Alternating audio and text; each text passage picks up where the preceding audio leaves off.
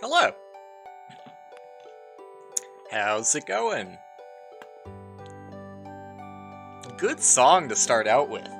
So like I just use VLC, right? Because I have this I don't know, it's like a version of the RuneScape OST. It's not the fully completed like modern OST, not even the fully completed like old school OST since they've added a lot of songs into old school. But it's some version of the RuneScape OST. I don't know.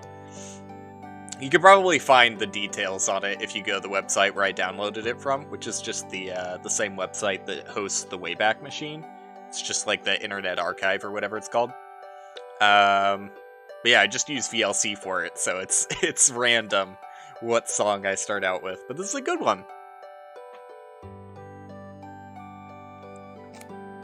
Sometimes a starting song is so bad that I'll shuffle through a few of them until I get to like a decent starting one. But this is a first try, baby. This is just loaded it right up, and this is what it gave me. So that's couldn't ask for a better start. Okay. Playing Minecraft, by the way. Constantly having to rebind my inventory button, because it's alpha. I'm sure they'll work that bug out eventually. One of these days, they'll save what you set your inventory button to. I've been waiting on this update for 10 years now. Okay, you know what? First priority, I was coming at this stream without, like, any idea of what I was gonna do. Like, I have a few banter topics that I wanted to talk about that I had saved up through the past couple of streams. Like, I wanted to get a lot of the banter topics done during that End is Nigh segment, but then I just beat the End is Nigh acceptance challenge within the first 30 minutes, so I didn't really get that much banter time. So yeah, that's the plan, I guess. But the plan for Minecraft right now, I've decided I'm gonna make a fucking farm, because how fucking long have we been in this world without any sort of food, any sustenance, any sort of reliable source of food at the very least. Like, when I get the passive mob farm going, that'll be better, but for now, I want to make a farm. I'm also currently thinking, what is the most alpha farm? Because to me, and I said it before, I think it's, like, incredibly alpha to build a farm underground. Especially, like, an underground tree farm. I remember that being, like, a fascination of mine. The fact that you could grow trees underground. So I think I want to get something like that going. I don't know where I want to get it going, though, because I don't want it too far down. Otherwise, it would be kind of annoying to access. Well, I don't know. Maybe it's less annoying the farther down I put it, because I have the water thing to stop me. Although, I think I probably just want it, like, I don't know, a few levels down. Maybe I could add an additional water thing. Like, it's kind of annoying. But now that I know that 3 blocks is, seemingly the minimum amount of blocks to not take fall damage, I could probably work out a better solution and have, like, multiple platforms here. But I'm trying to think of what the best way to do it would be. Because obviously, I don't want to have to, like, fall halfway down the elevator and then, like, move sideways and then come back to the middle to fall again. So I'm thinking maybe, and there's no real nice way of doing this, is there? I was thinking, hey, how about this? How about this idea? It's a little bit wacky, right? But what if I had, like, layers, right? Layers in this, so, like, the first water drop would be in this 3x3 chunk here. And then the next water drop would be, like, in this 3x3 chunk. And it goes in, like, descending height, with this being the highest one, so that when you're falling from the top, you know, if you want to keep going deeper and deeper, you just keep holding forward. I think that would probably work out. But I'm worried that I might fall too fast, you know? Like, would I... Oh, I would easily be able to make it to another level there. But I guess I kind of need a mark where that level would be, right? I need a... Oh, dude, I'm fucking... What's up with my bitrate? Is this a Twitch thing or is this a me thing? I'm glad I noticed, but... I'm looking at my stream right now, and my stream looks fine. And I'm not dropping any frames at all, so it's a Twitch thing. God damn it, dude. This time it's verifiably a Twitch thing. Because my OBS is throwing no errors, no notifications, nothing. I don't even know why Twitch is saying I'm unstable, though. Because I'm, like, looking at my video feed from Twitch, and it's completely fine. So I'm going to pretend I didn't see that ominous red bitrate bar. And maybe it'll just fix itself. Maybe it'll fix itself. That's the hope right now. Because the stream seems pretty smooth, but if it dropped like a shit ton of frames and I didn't notice it, sorry. I'll just keep my eye on it. And hopefully it's not too much of a problem. Anyways, let's, Dude, I always want to use Minecraft to banter over, but then during the segments that I could banter, I usually have nothing to fucking talk about, and during the segments where I actually have to, think about gameplay is when I've got all of the discussion in mind. Okay, so all I did there was kind of, like, roughly mark what level I hit the wall. Let me test that again. I'm gonna see if that was an appropriate spot. I don't want to do this too many times, or eventually I'm gonna clog up my... clog up my tunnel and just get myself killed, is what I was gonna follow that up with. Alright. Just be extra careful about creepers, because... And I'm sorry, I know it's dark. It's just alpha Minecraft is incredibly dark. But yeah, creepers are way harder to notice in alpha. I'm not in. I need to check. Okay, yeah, just making sure I wasn't in, peaceful or anything. What's up? You are... Okay. I'm gonna take a wild guess here, because I saw all of the developers in the Boomerang X Discord. You seemed most vocal towards me. Or I'm assuming it's you. I'm gonna guess you're Fuller? Who is now under the alias Bones. That's my official guess of the day. If I'm wrong, whoops. I only get one of those. Oh yeah, I was looking for my stuff as if I didn't just fucking scatter it all over the place. Bones is less of an alias and more your new improved name? Oh, sorry then. I didn't mean to offend, my bad. But, yeah, I'll keep that in mind.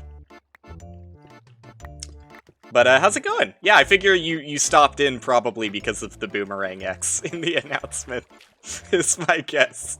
It's probably gonna be a while till Boomerang X, but I do plan on going fast. That's the hope. That's the aspiration. But we'll see how that actually goes, because I saw Allie's video that they posted in the speedrun channel, and I was like, there's no fucking way I beat this. Okay, look. I don't want it to seem like I'm gonna have any sort of commitment to it, because the likelihood is that I'm gonna try it once, and then be so embarrassed by how bad I do that I never do it again. But I thought it would be fun, at least for one stream. Yeah. That's the goal. One stream just to test it out.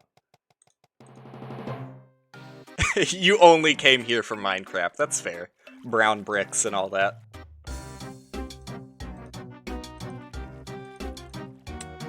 I always, like, inventory management is hell enough, but especially hell in alpha. It's, like, more punishing to die than ever when you can't just quickly shift-click things to your hotbar or use the number keys. Alright, what was I doing? My entire plan was thwarted by that death. So roughly around here is where I want the water platform to be. Because I want to make sure that I can go over it if I'm holding forward. That's why I was testing the distance here. Because if I make it too high, I'm gonna, like, touch the water, and it's gonna stop me from falling. Why am I playing alpha? Because it's like, you know...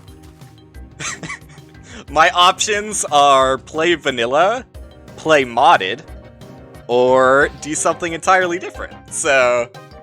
I'm going the route that I haven't really seen that many people do, is basically the idea.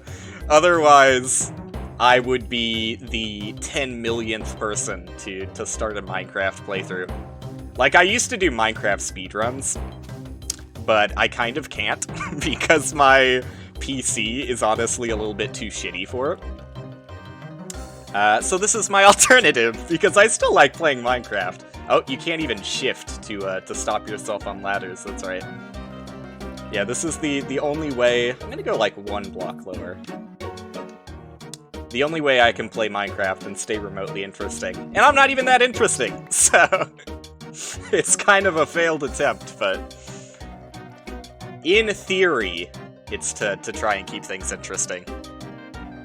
The RNG definitely gets to me. You know, I should make a shovel. The RNG was pretty bad. Like, if you look at my YouTube channel, and... oh, hello, chicken. You don't have to watch the videos, but, there's a playlist for Minecraft, and it's a separate playlist than the one I'm putting this series in. But the playlist for Minecraft is entirely for speedruns, and... like... basically, I don't know how many videos are in there, but I think there's, like, maybe... at least, like, 7. And I would say the first 5 of those, I didn't get, like, any good RNG. The first one doesn't really count, though, because I didn't even know the strats. I was just winging it, with the goal being sub 2 hour in mind. But, even once I knew the strats, it took me a good while before I actually finished a run, because it's pretty brutal. The nether RNG being the most brutal of all. Because if you just don't get any luck in the nether, you have to reset. Like, you could walk, and there are many occasions of me walking in the nether for like 40 minutes plus. Without finding another fortress, until I inevitably die, just because I'm, like, desperate to go fast at that point. But yeah, eventually I did get a couple of good runs. The last run I did, like, to completion, is maybe the saddest moment in history for me, because I was actually doing super well, and, like, that run had very good, maybe not world record potential. I mean, I don't know that much about world record runs. Maybe that seed could have been world record potential, because it was a pretty damn good seed. But I got to the, like, what's it called? Just the stronghold? I got to the stronghold at roughly 30 minutes. So I was going to, like, smash my PB. But, when I went to the end, I literally, like, stared the dragon in the face for a solid, like, 10 to 15 minutes, and it didn't land in the middle. I am on the side that Dream definitely cheated, and also I don't understand why he cares so much. Because, like, you know, why make controversy? I guess controversy is better for viewers, so I guess that's why you make controversy. But, like, the numbers are so phenomenally against him. It's like Santa Claus, dude. Like, he's got an army of children that one day, like 5 years from now, will be old enough to understand that Dream was fake the whole time.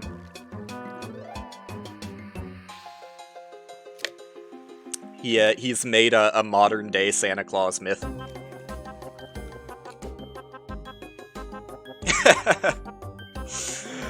I don't know. I don't really know that much about the guy. I've definitely... From what I do know, I would probably say he's not the kind of guy I would ever be friends with. I'll say that much for sure.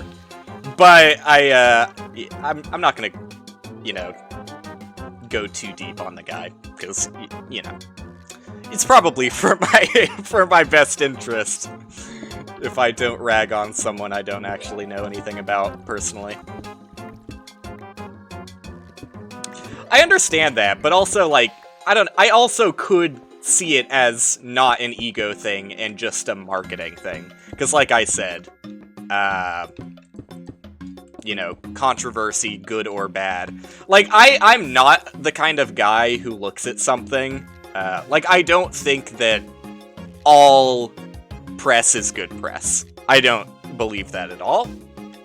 But in the case of something like this, where the press, like, yeah, I guess it's negative press that he cheated, but in the whole scheme of things, it's not really that big of a deal, whether a Minecraft speedrunner cheated in a Minecraft speedrun. Like, the repercussions for his actions are already taken, right? There's nothing he could stand to gain by this point, other than the controversy itself. So whether it's ego-driven, or whether it's controversy just to stir controversy, for the sake of maybe getting more viewers, who's to say, but I think that that's totally plausible. But yeah, either way, that's why I was questioning it. I don't really care what the cause is, I just look at it and go, why are you being such a baby? Just like, come on, dude. Anybody above the age of 12 knows what's up. It's just insanely weird to me. But, I don't know. Okay, this is kind of frustrating. I don't know if I can actually make it in that hole. I don't care too much either way, honestly. I don't care who thinks or doesn't think that, the dream is telling the truth. Because I think it's pretty understandable what the real truth is. So if for whatever reason someone came in here and was here to start a fight and be like, oh no, you're not allowed to say that about Dream, I'm gonna start some shit, I would just drop it and leave it there. But since we already agreed on the topic, I don't mind talking about it.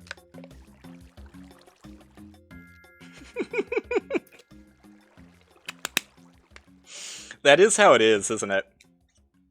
Don't worry, at least you're not the streamer.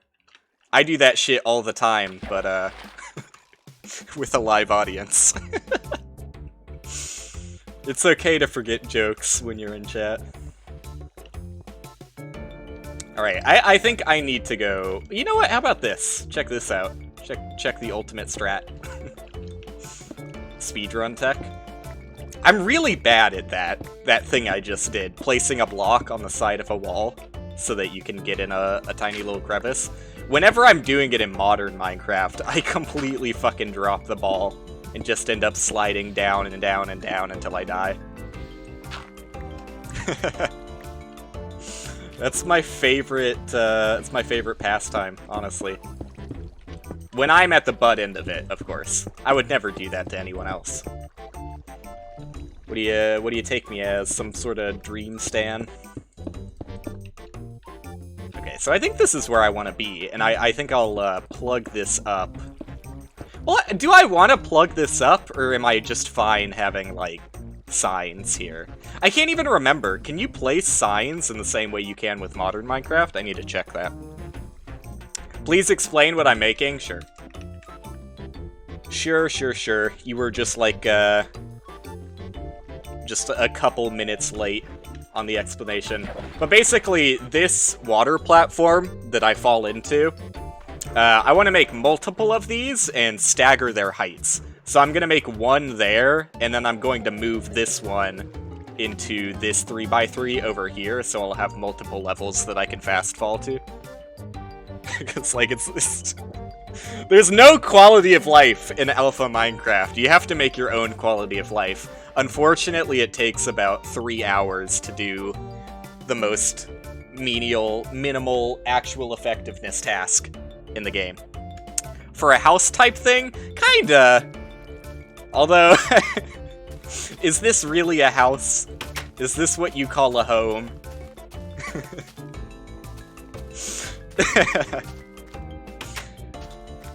I'm trying to stick to, like, the goal for the series is I'm not going to be playing Alpha forever. I'm going to play Alpha until I run out of things to do in Alpha, and then I'm slowly going to update the game until eventually, you know, 12 years in the future, I'll be back at Modern.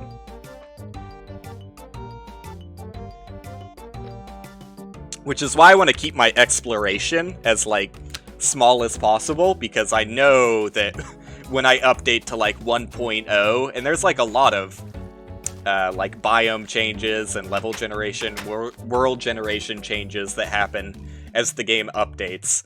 I don't want to have, like, a 30 gigabyte world size. So I need to be careful on how far away from my house I actually move. But, yeah, so the goal is, while I'm playing in Alpha, I want it to still feel like Alpha. So I have a very Alpha building style that I'm working with here. And, you know, maybe I'll amp it up to a beta style when I move on to beta. And don't judge me for my title, okay? Because the title is the long con. The title only gets funnier as I progress with the updates. Because as soon as I update the game to beta, the joke really starts to take off. Oh no! You don't understand. It's all a long con. Oh man. I always thought that could be a possibility, but I think it's worth it, you know? A small sacrifice in the short term to pay off big when I move up to beta.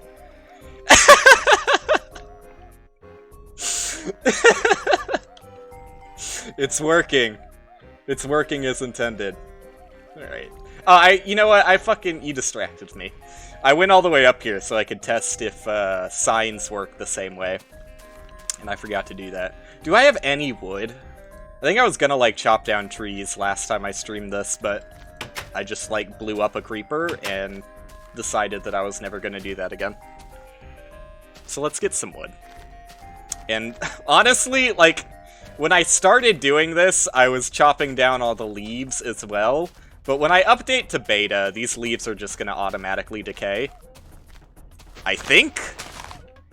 I think it's an update to the block itself. I don't think Notch was stupid enough to make an entirely new leaf block that decays. Because that would ruin my day. Like, I know Notch is stupid about a lot of things, but that would be an extra step above where I thought he was on the ladder. One rung too low. I don't know how much wood I actually need, though. Like, wood is actually, like, outside of sticks for tools and ladders, what the fuck do you use wood for in Alpha? Like, yeah, it is one of the only building materials, but that's not the Alpha style, baby. I talked about that in one of these streams. I still think it's wild, yeah, that, oh, I don't know. Zach, like, I think he was interviewed. I don't think it was, like, a blog thing. I think he was actually interviewed about it. And he seems to, like... He seems to have made peace with it. Yeah, exactly. But, I also, like, from that interview, I kind of gathered that he never really intended on taking Infiniminer to where Minecraft is. Like, he was surprised that people were doing what they were doing with Infiniminer. And at that time, like, I don't know. I don't know his, like, chronological order to development history, but I think he was, like, already working on Space Chem when Infiniminer was kind of popping off. But maybe I'm getting the timeline a little bit wrong.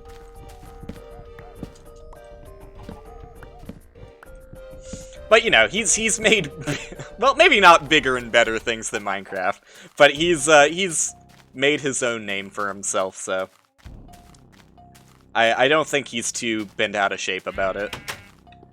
Now, if Minecraft took off and all of his programming games and puzzle games maintained, like, I don't know, just incredibly niche status, I could see a different storyline developing, but no. I mean, Zachtronics is a super well-known name at this point, and still didn't test the signpost.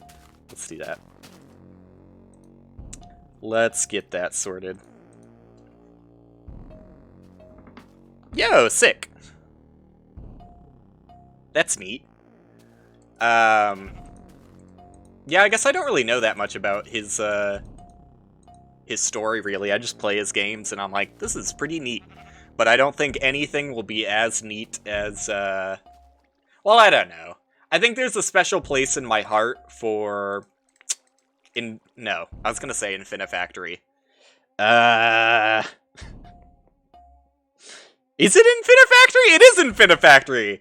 I got it mixed with Satisfactory in my mind, because those names are basically identical. But yeah, there's a special place in my heart for Infinifactory, but I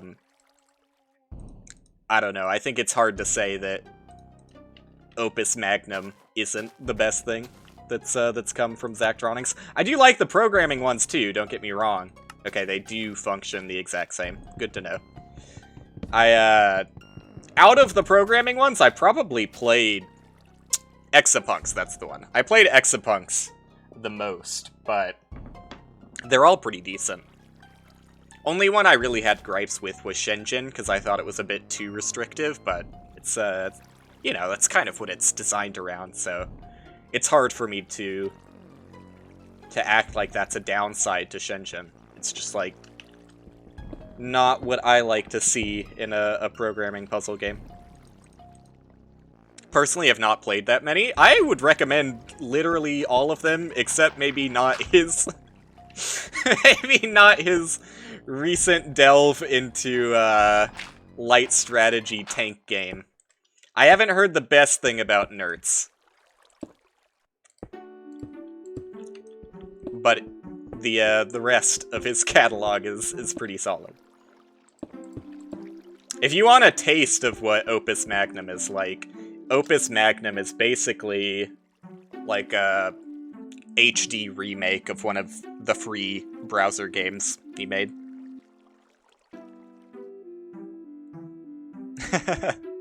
That's so cool, dude. Whenever I make games, I just fucking throw them away. And I'm like, there's my garbage. Look at it. It's weird for me to think about performing on a stage. Like, I don't know if I could ever do that for a game of mine. At least none of the ones that I'm currently working on. They're all fucking shit. Maybe one day, when I actually make something worth showing off.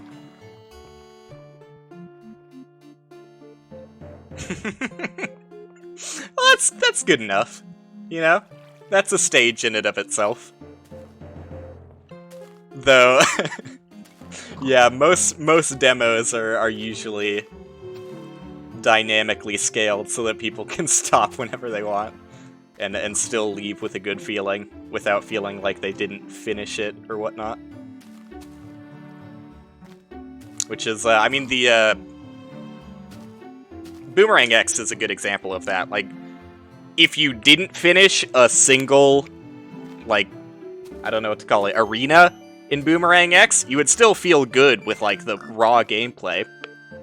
And if you did finish one of the arenas, like, any of the arenas that you finish is a good stopping point. So, really good demo in that regard.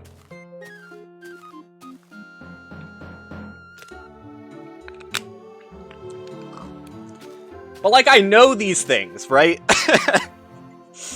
Like, I'm very much a do what I say, not what I do. At least currently with my games. Like, I mean, it's hard for me to say this when I don't have the proof to back it up, right? I hate you. Get out. I would say know how to make a good game. Like, I've got the design principles that could take me there. It's, I've just never actually sat down long enough to do that. One of these days, though. I've got the ideas, and I hate the idea guy thing. Like, I don't want to just say I've got the ideas, but I do. Yeah, honestly, remove gaming. If I had one wish, it would be to remove gaming. I don't even know why I'm going down there when I don't have enough signs. I need 9. Well, actually, I need... Do I want to have that wall there? I probably don't want to have that cobblestone wall there. Although it would look kind of ugly without it. I think that's just what I've... I've, like, kind of dug my grave, and now I have to sit in it or something. Okay. In that case, I need 18 signs. Yeah, you can't have one without the other, right? I would definitely, if games could exist without gamers, I would remove gamers. I think that's where I stand on that side of history. Gamers were a mistake. Every step of the way. I don't go a day without thinking, man, what would the world be like without gamers? Okay, how many did I craft? 11? Alright. I'm glad I got all the wood I got. You really don't notice how many quality of life things are missing from the alpha until you go back and play it. Like, no shift clicking is seriously the nastiest thing I could think of.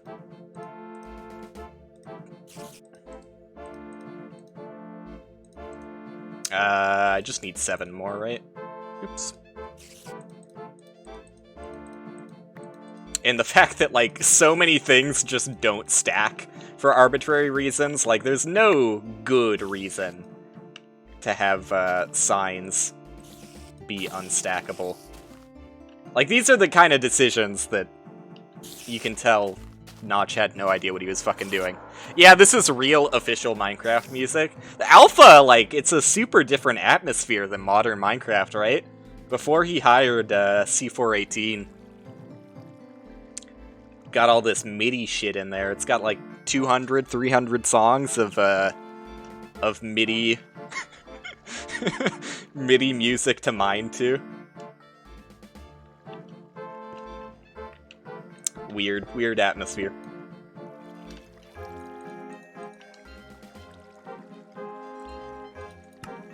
Oops. God. Okay, you would really think I don't know the controls to this game, wouldn't you?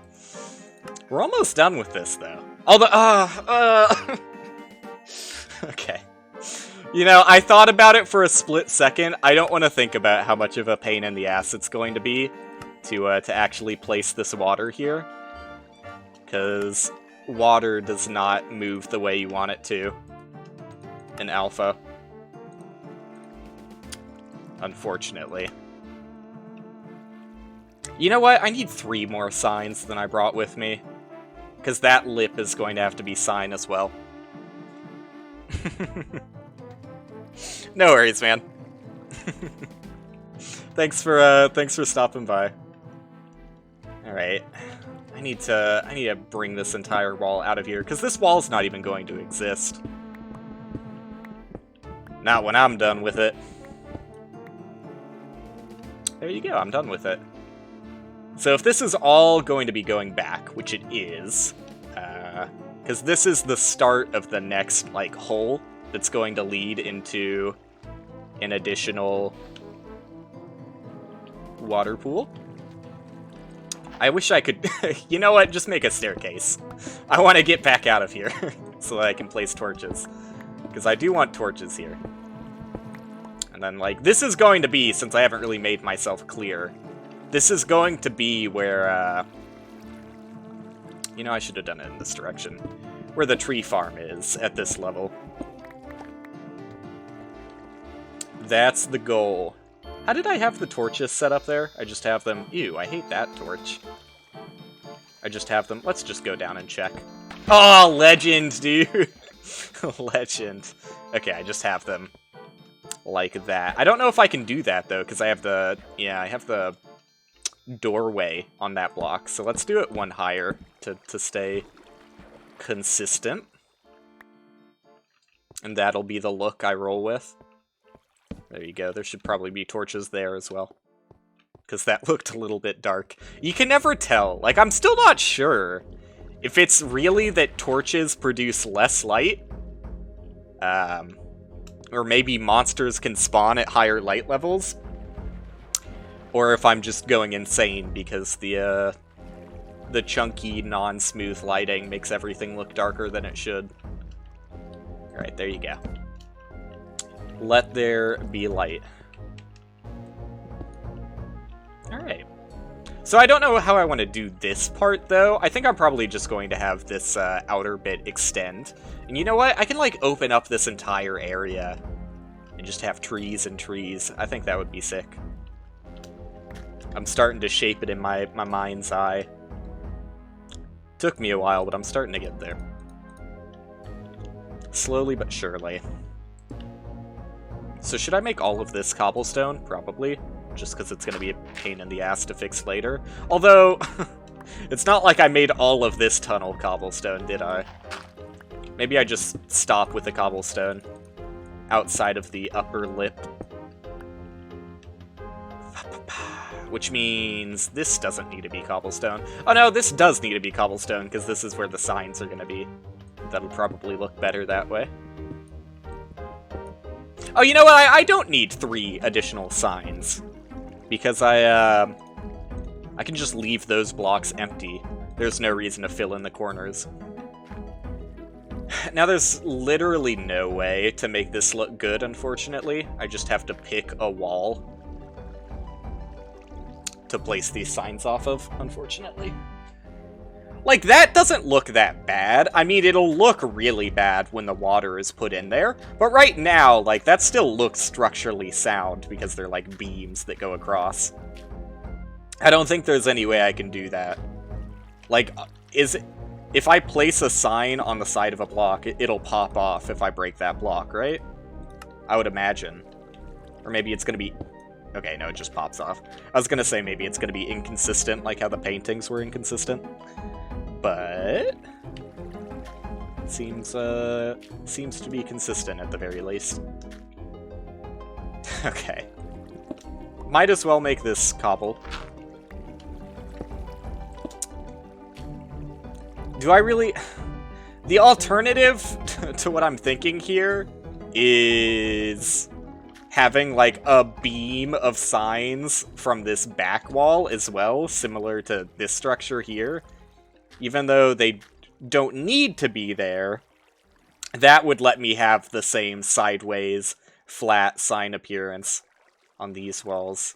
Although, does that work? Like, if I place a sign like this, could I then place a sign on top of it? How does that look? Oh, that looks awful. That's maybe the most hideous thing I've ever seen. Also, I've lowered my movement speed? Oh, it was, keeping me in shift mode. I see. Yeah, man, I don't know. Maybe I do just put an additional 3 signs here to make it look better. It is going to look slightly hideous with the sign sticks. But I think I'll get over it. I think that's the cleanest look I can do. Oh, that's awful, though.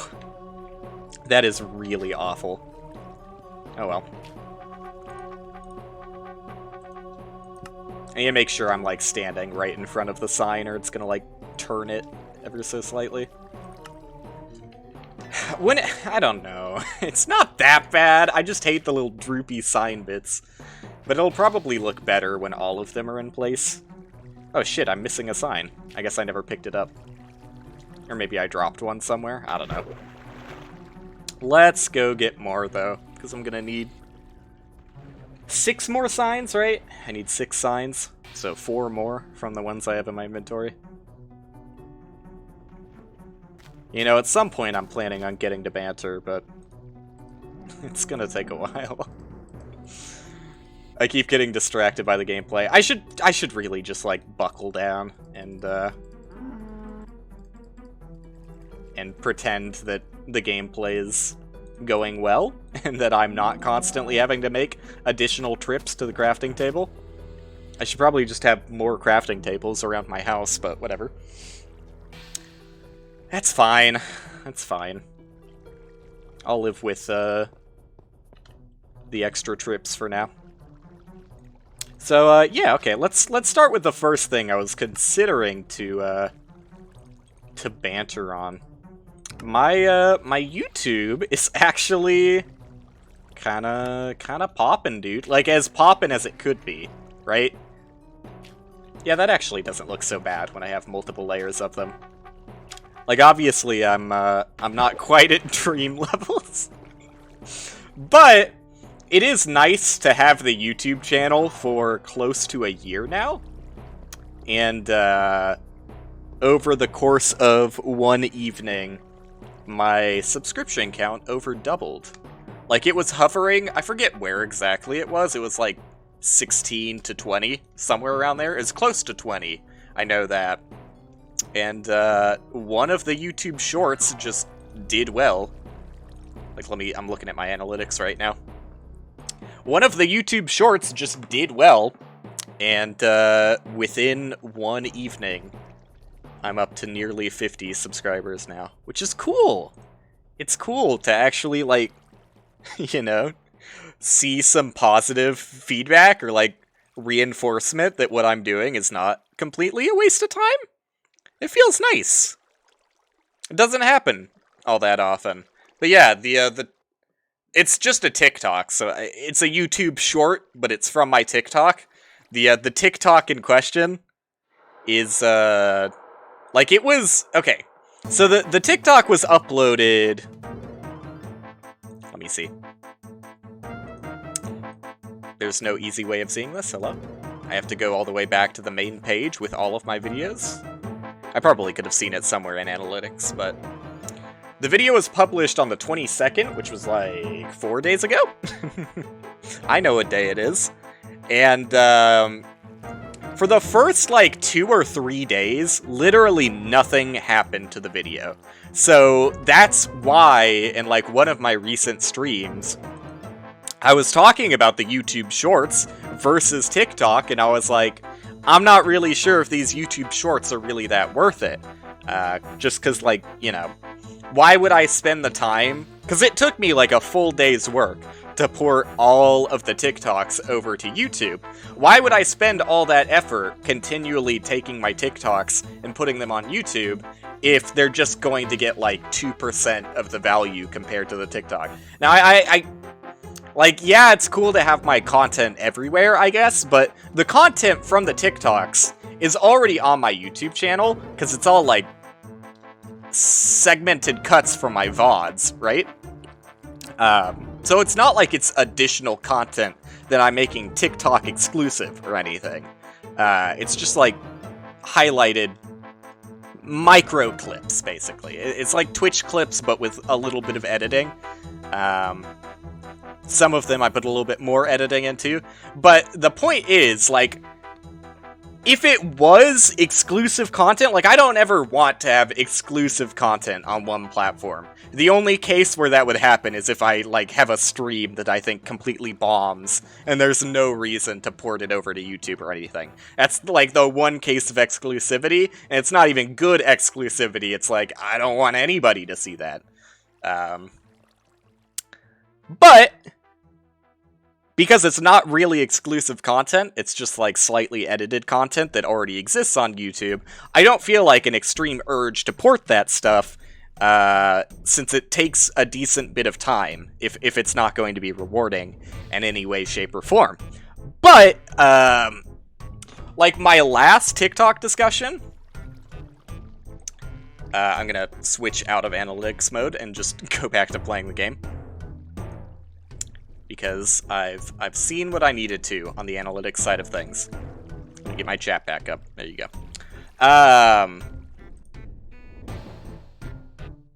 Okay, I was just checking my OBS, because my bitrate thing is still red, and I wanted to make sure that, I haven't been dropping frames or anything. I think it's just Twitch. I don't know why my bitrate thing is showing as red when I'm looking at my video feed, and it still looks fine.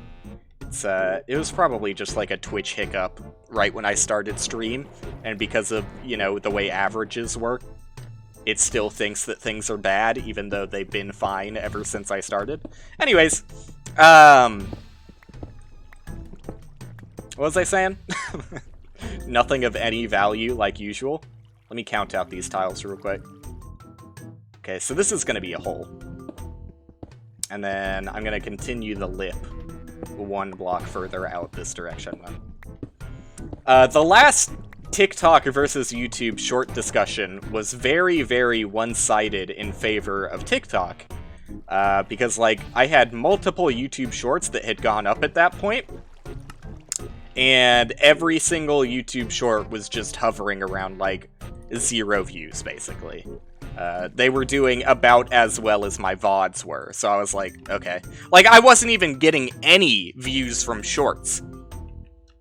Because when you go to the analytics page for each video, it'll tell you, like, what that view traffic came from.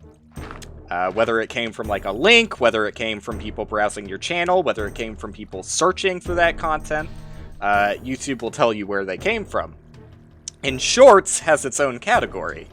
So I could see that in all of the shorts that I had uploaded, literally none of my views were even coming from people looking at it as a short. They were just people looking at it on their regular YouTube page on desktop client. Not client. on desktop version, which is web client.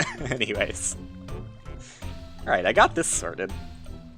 But yeah, I was like, why am I making these shorts if YouTube isn't even going to promote them, basically? So I was strongly, genuinely considering just stopping the short ports. I was considering not porting them over to YouTube, given that the views literally seem non-existent. But now I realize that it's just a case of YouTube Shorts working a little bit differently than TikTok. As far as, like, the algorithm goes, or however you want to call it. I think that it ends up being more different than people would think. Now, why is that not filling in? That actually makes me incredibly angry that didn't just fill in those blocks there. Okay. That means that this is going to be super tedious, and I should probably just bring a full, like, auto-filling water supply. Infinite water source? There you go, that's what the normal humans of the world call it. I should make an infinite water source here. This is gonna take way more trips than I care to do. So let's do that right over here before I continue. But yeah, I noticed that it is beneficial to port my TikToks over to the YouTube side of things. And also, like, one of the other big issues I was having with it, well, not issues maybe, but one of the things that upset me about it was the fact that there was a huge loss in quality. That I didn't feel very comfortable, like, uploading that kind of content because of how low quality it was. There you go. Yeah, I guess it just doesn't fill in the blocks because it's treating the signs as, like, air blocks. Alpha water is very picky to make infinite sources out of. You would think it's as simple as just 2 water blocks being adjacent to each other fill in whatever isn't a source around them, but that's not the case. It's very picky, and the blocks beneath it have to be solid blocks, I guess. Or it's gonna have a bad day or something. You know, I'm just gonna start by putting the pillar in, because I know I'm gonna have to do a pillar at some point anyways. It's probably best if I stop acting like I don't need it. Just do it. Because in order to make everything a source block, including the middle block, I need to have blocks here so that I can place water in the center as I break down the blocks. Although, that's still going to be a problem for the last block. Although I should be able to just place the last block at the very bottom. Anyways. Getting distracted, like always. So yeah, how does YouTube Shorts work differently than TikToks? They're mostly the same. It's not wildly different, especially from a consumer side of things. You probably notice, like, zero difference outside of the content being different due to different content creators existing on YouTube and TikTok. But, from a content creator side of things, there's quite a few differences. As for how it treats your content. Primarily, it seems that while TikTok, and I've noticed this about TikTok for a while, TikTok, like, really, really promotes your content super heavily as soon as you upload it. Like, whenever TikTok doesn't super promote a bit of content that I've made within, like, the first 24 hours of its upload, I'm like, oh, okay, fine. Oh, I see what the deal is here. You just hate me, TikTok. I get it. You just don't want to support smaller creators. Because, like, very rarely does that happen. So I get to be a little bit smug about it when it does. I don't know if I actually placed that in the right spot, so I'm doing it there as well. And that should be all solid source blocks. And I think it is, because I'm able to actually swim through it. Whereas when the water is pushing downwards, you basically stand no chance. So can I actually swim through this? Or am I going to be moving so fast that I just fall right through the bottom? Because if I fall right through the bottom, then I'm going to have to make the bottom cobblestone anyways. Okay. Gonna have to make the bottom cobblestone. Oh. It's actually problematic. That means that all of my signs are going to fall apart, and this is going to be a disaster. Because all of my signs are connected to these three in the back here. That's a pain in the ass. Yeah, that's the worst news I've heard all day. Alright. Well, these blocks at the bottom here don't actually do anything, so this shouldn't be too problematic breaking these. It's just going to have water flow over here, but the water's not going to go downwards. Yeah, okay. So let's do it this way. I'm going to start here and then fix the rest of them. Like, fix the side ones and then break the bottom ones, so that I don't make a complete mess of everything. Just a temporary mess of everything. No, though. No. Because now I have to have cobblestone here. Which, like, entirely wrecks what I wanted to do with this. So now I have to think again. You know what? No. Here we go. Here's what we're doing. This is gonna seem like a huge waste of signs, because it is. It absolutely is. But it's gonna look nicer, and that's all I care about. No, but then if we extend it farther, I'm just, like, delaying the problem. The thing I'm trying to avoid here is having the signs go sideways. But you know what? It's fucking alpha Minecraft. That's alpha aesthetic, alright? Everything is ugly in alpha. That's what I'm gonna tell myself to make myself feel better about what I'm about to do. Though I really don't want to. I was trying to avoid it at all costs. At least this way I'm not gonna have the sticks coming out of the signs. That's nice. Okay, so yep, sorry, getting distracted as always.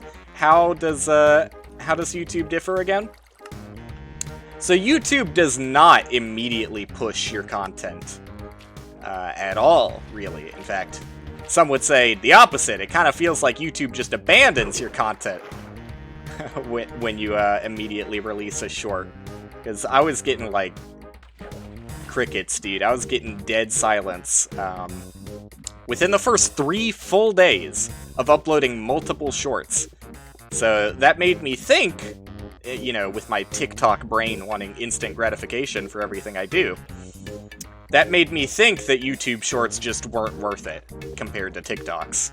But what's actually the case is they just work, like, fundamentally different. Because while YouTube does not immediately push it, YouTube does the YouTube thing, which is constantly push it once it takes off. Like, if you do have something take off, unlike TikTok, where it really pushes it at the start, and I didn't mention this part about TikTok, but it'll really push something at the start, and then, like, within 1 or 2 days, you're going to see, like, all views stop coming in. Like, it completely stops pushing your content. There are some times where, like, a little bit of resurgence has happened. Like, maybe I'll upload, like, a really popular TikTok, and then I notice that some of my older TikToks that were also fairly popular at the time that they were released do get a little bit of that energy from the newly released TikTok, and you'll see the older ones that did well start to get the views again. But for the most part, like, you upload a TikTok, you get like 2 to 3 days, if it's doing well, of solid, like really solid views, and then it stops entirely. No views. Like, literally none. Whereas with the YouTube, the short that I uploaded a few days ago that started taking off, like, within the first 3 days, like I said, I saw very, very little gains. But then recently, very recently, like last night before I went to bed, it was kind of, you know, taking off a bit, going to the moon, etc. I was like, wow, yeah. You know, it wasn't like TikTok, the bare minimum is that you get, like, I would say, like, the worst of the worst TikToks that actually function well within the system. Because, like I said, there are some outliers that, for whatever reason, just, like, literally have... Oh, that's gonna wreck those torches, whatever. There are some outliers that literally have, like, 6 views. But those are extremely niche cases, and I don't really understand why it happens. I just, like, assume that the TikTok gods hate me for that day in particular, and move on from it. But, the majority of cases, even TikToks that I'm like, oh, this is a fucking shit TikTok, it's probably not going to do so well, the worst of the worst get around 200 views. And that's, when I went to bed last night, that's where that YouTube video was sitting. It was at, like, a couple hundred views, and I was like, oh, maybe YouTube Shorts just have, like, a little bit of delay to when they start taking off. And then I woke up this morning and the video has over 5,000 views. And my subscriber count over doubled, and I was like, oh, okay. Okay, the shorts are actually worth it, huh? They just don't work quite the same. So, that's exciting, though, because like I said, if I get subscribers on YouTube, and I know I keep talking about, like, analytics, and I know, especially for, like, people who are already enjoying... I have very low HP. Especially for people who are already enjoying the content, I know it can be kind of boring to just hear me talk about what I'm doing with the content and what's working for me, instead of just being entertaining. I mean, hopefully this is entertaining in its own regard, but I understand it's not the exact same as my typical banter. So I try not to dwell on the analytics too much, but occasionally there's good enough case for me to want to bring it up. Alright, so one chunk of the elevator done. Now, do I want to... Is there any other, for literally any other reason, would I want to have a stop? Or am I just going to have my stop for my farming area, and then the very bottom? I think I only need 2 stops. So, I'm going to just dig this tunnel down when I have HP to do so. And I'm going to move this back. That's what I'm going to start out with, is moving this back. Because it's no longer in the right spot. But yeah, anyway, it's been working. It's been working. And like I was saying, I think that, oh, did I really have this set up like this? I should do the same roundabout thing I've been doing for every other stop. It looks better. Or at least it's more consistent. And I'm all about that consistency. Or I try to be. Maybe it might not seem that when you're watching my streams and you're like, why the fuck isn't he here today? But I try and be consistent. Anyways, there you go. Like, on this level, I could... No, I still can't. I was like, the reason I can't break here is because the water would overflow. I could put signs there, but that's a special kind of ugly. I could put a door there. I don't think that would look good with modern Minecraft. Or, sorry, it would look good with modern Minecraft. I don't think that would look good in alpha, because all of the doors have windows. It's only one kind of door. Anyways, let's move this over here. And, how do I want to do this? I think I'm just gonna keep this here. Or at least I'm gonna keep the bottom layer of it, because it's an infinite water source. I'm just doing this to get rid of the water above it. And that'll make things easier for me. Awesome! I'll go get my 800th pickaxe for the series. You think that Bones still thinks that, that this is real Minecraft music? I'll tell them one day. One of these days I'll tell them the truth. The real truth and nothing but the truth. Is there any reason for me to keep all these signs? I probably should, because I know signs will eventually be used. Like, I'm gonna need a lot of signs for, the passive mob farm. Hello? Oh, that's the... Yep. I know what I'm doing. Yeah, I should hold on to these signs, even though it's kind of a pain. Sure. Sure. You can face whatever direction you want to, little chest. But, okay, I keep interrupting myself from the point I was trying to make. And coming back at it with a, but, really though. I think that if someone subscribes to the YouTube channel, they're infinitely more likely to... Ooh! That's the best thing I've seen all day. It's like looking at my chest and torn apart by the fact that I have no fucking iron. That just lit up my eyes right there. Okay, stop. Just mainline your point, Will. Just mainline your point and get it through. I should probably make one extra pickaxe though, right?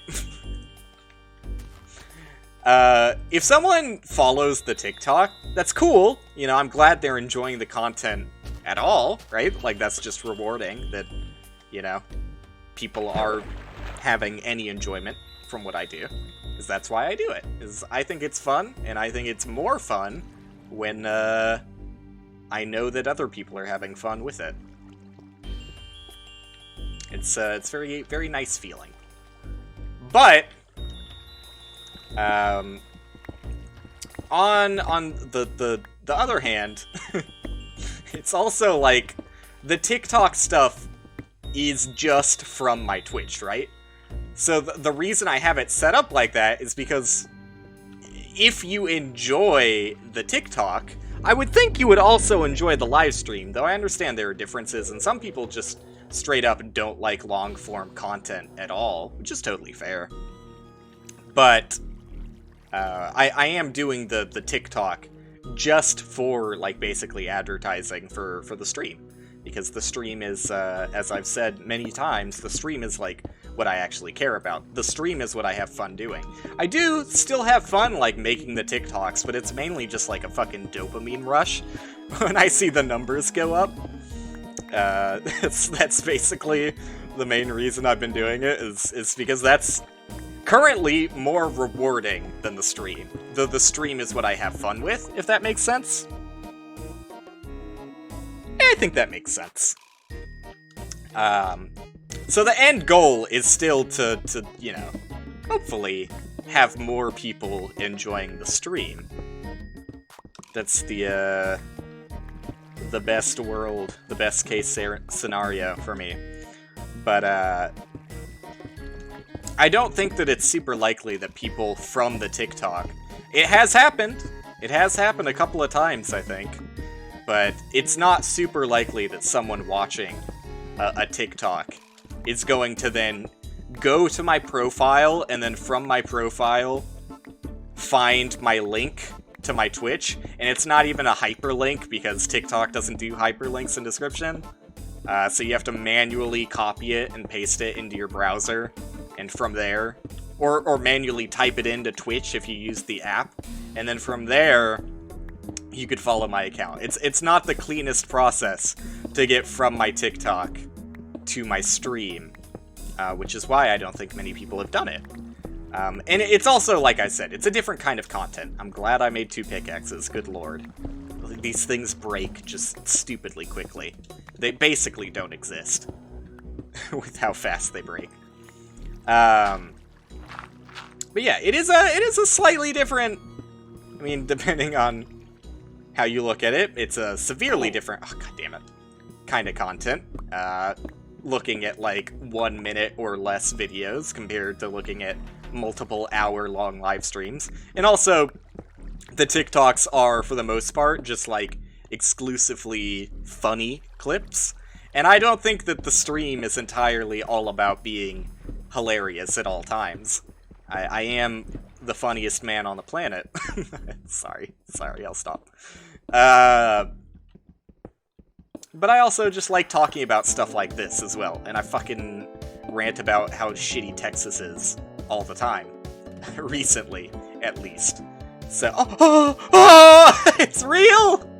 They really exist, dude! They actually have diamonds in this version. I still hadn't checked the wiki.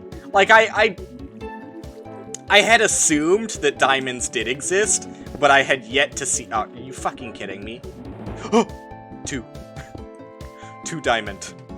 I had yet to actually see any diamonds, so it's not even enough to make a fucking pickaxe. Okay. Well, that's the dopamine rush for the stream. Expect no more excitement, which is what I'm talking about. It's not always 100% action. It's not always 100% pure, raw comedic banter. Sometimes it's just me talking about shit I want to talk about, which is a super different atmosphere than the TikTok is. So I could totally understand someone following my TikTok and being like, I don't actually like this guy's streams, which is fair. I see the argument both ways. I'm not really upset about it, one way or the other. So long as you're enjoying any of my content, I think that's super rewarding, and it makes me do a little bit of a smile. But the stream is still always what I'm going to care about most. Which is why I think it's super cool that the YouTube Shorts are actually rewarding and paying off to some degree. What did I do there? Oh, that was right. I'm supposed to do that. I'm super glad that the YouTube Shorts are actually, I don't know, paying dividends is probably not the right word, but I'll use it in this situation. Yeah, they're actually worth something. Why does that matter? You know what, I should put a block here. Because I think it's much, much more likely. I don't think it's, like, super likely at all, but it's much, much more likely that someone would come to my stream from the YouTube channel versus someone coming to my stream from the TikTok. Because first off, there's like actual links, because YouTube does links. So you can actually just like tap on the link and it'll take you to my stream. And additionally, the YouTube channel is not just the short form content.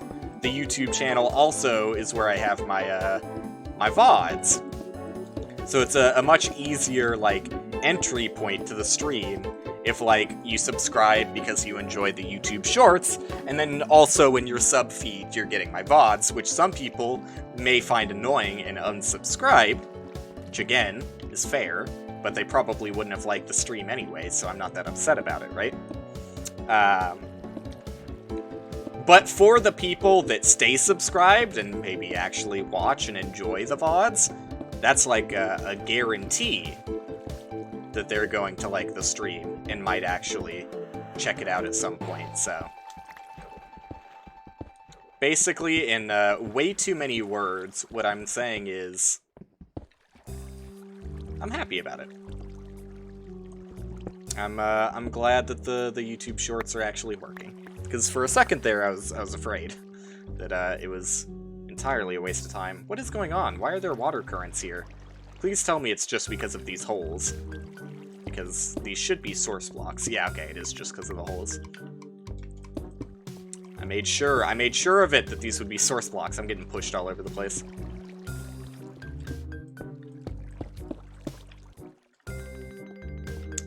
So I guess that's the end of that topic. There's not too much more to say about it, and I mean, maybe for other people who want to start YouTube and streaming, which is like a fairly large amount of people, honestly. Wish I didn't do that. Although this should just fix it, right? If I do this, that would make a source block there, and that would make a source block on the bottom as well, right? No water currents, no water currents. All right. But yeah, I'd say a lot of people who watch YouTubers and streamers also think that it would be a fun thing to do. Not everyone, but a lot is fair to say.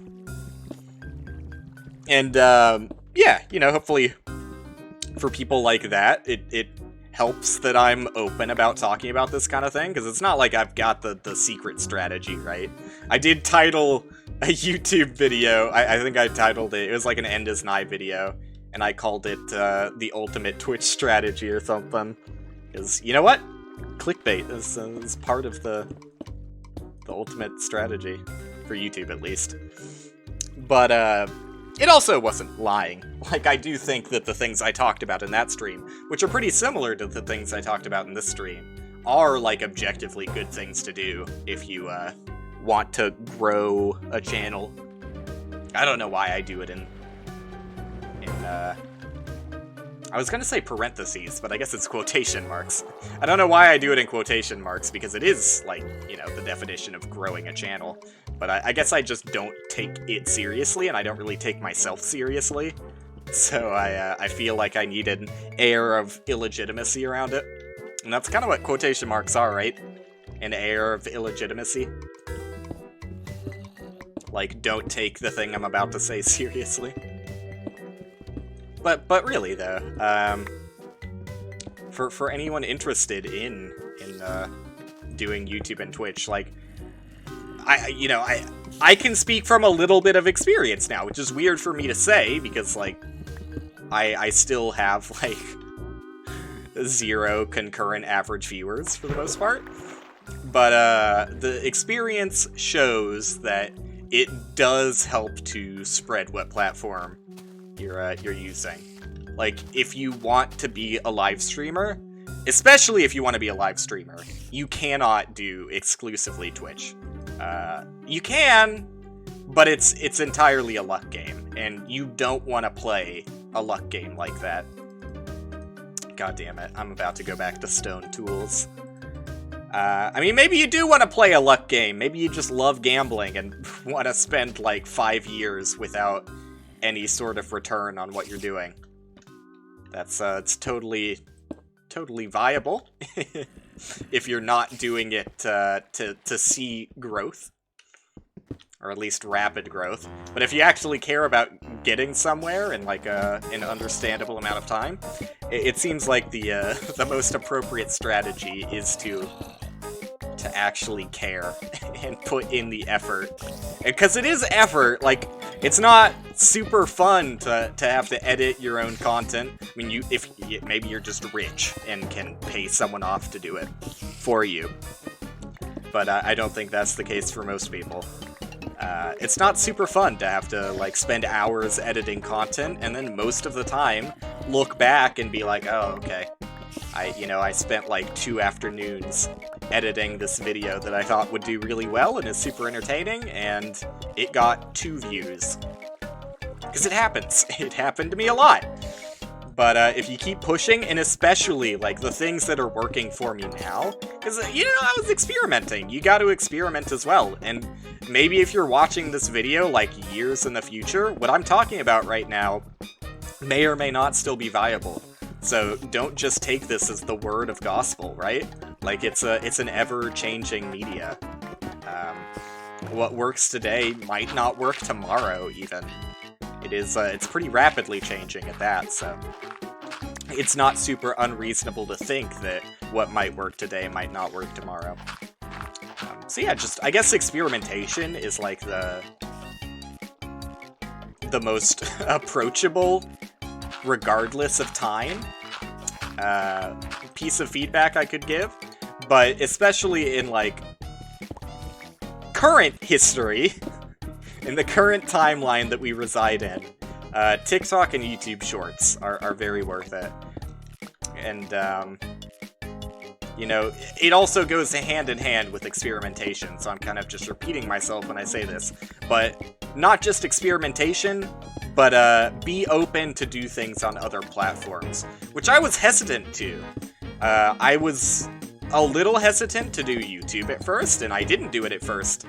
It took me, well, within the first 2 weeks, because Twitch deletes your VODs, but as soon as I saw that, some of my VODs were about to be deleted, I was like, oh, I kind of, like, don't want this content to be lost forever, even though, if you look back at my very first VODs, they're probably dog shit. Like, I've seen a couple of them, and they are dog shit, so I guarantee that's the case for all of them. But it still feels bad to spend, like, hours doing something and just have it deleted. Maybe it's cathartic for some people, maybe it feels nice that, they're not going to be permanently beholden to, like, mistakes they've made or embarrassing things they've said or whatnot. But I'm, for the most part, someone who wants to keep all that out there. Because I'm, for the most part, in control of my actions and don't make too much of a fool of myself. Sometimes I make a joke that even after it leaves my mouth, I'm like, oh, that was just, like, not funny, and I don't even know what I was trying to accomplish there. But even still, I'm like, the rest of the VOD was good, so I'm gonna swallow my pride a bit and upload this, despite the bit of embarrassment that might be hidden within. So yeah, YouTube felt like a natural jump for me, but it might not for everyone. I would recommend it, though, because, like, Twitch does not do anything to support new Twitch streamers at all. Like, literally at all. The best thing they do to push new content creators is on the Twitch front page, there's a section, like a special category for smaller communities that you might like.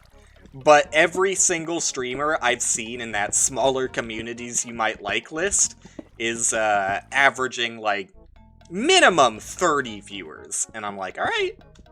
But, what about the guys like me who have been streaming for like, close to a year now, and I don't think I've ever broken 10 viewers. Maybe during, like, a raid, very, very temporarily, but it's definitely been a while, and it's not the usual for me, is what I'm trying to say. There's just no sort of, there's no sort of help from Twitch when it comes to that. There's no marketability, there's no... I'm trying to think of the word. I always forget this word. There's no visibility, I guess is a decent way of putting it. You are basically invisible to the rest of the Twitch platform as, like, a sub-10 viewer streamer.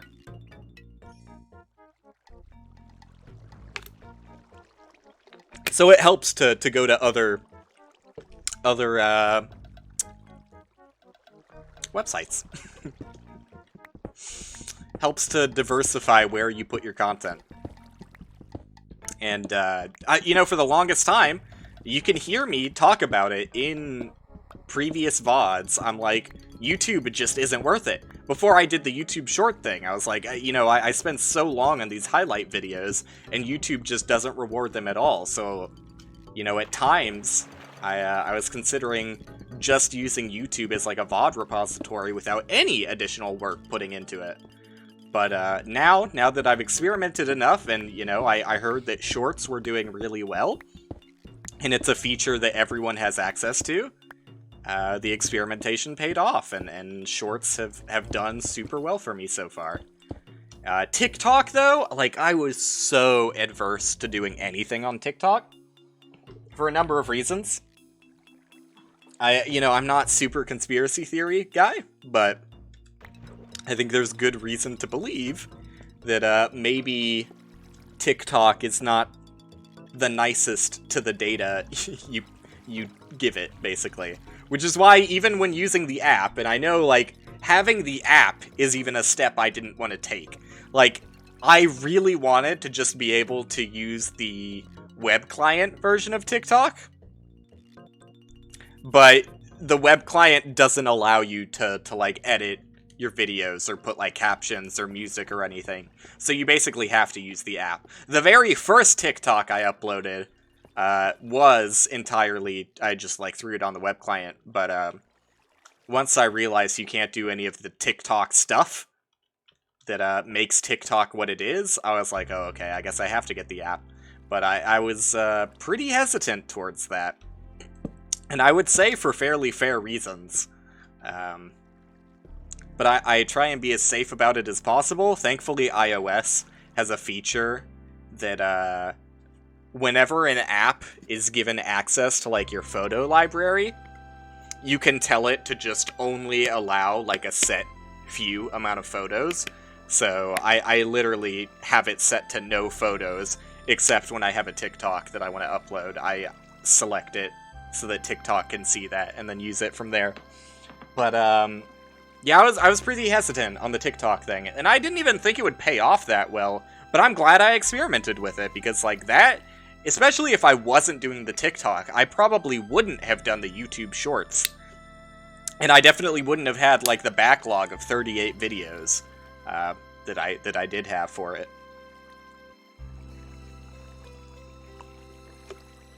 So it was good. It was good to go to a different platform. Though I may not have wanted it at first. And at some point I probably will, like, tweet about my stream and stuff, but currently I just don't feel comfortable about that, because my Twitter has literally, like, I never tweet, right? I never tweet. But when I have tweeted,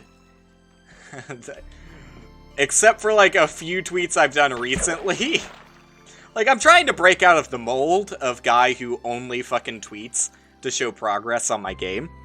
Because I want to be able to use my Twitter for other things, and I don't want to make a separate Twitter just for, like, streaming.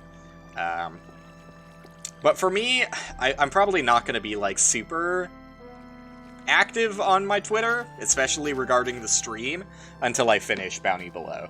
And then when I finish Bounty Below, because I do have a plan, I guess I haven't really talked about it, but the plan is that when Bounty Below is released, I'll probably do a Q&A stream, or just, AMA stream, while playing Bounty Below on stream.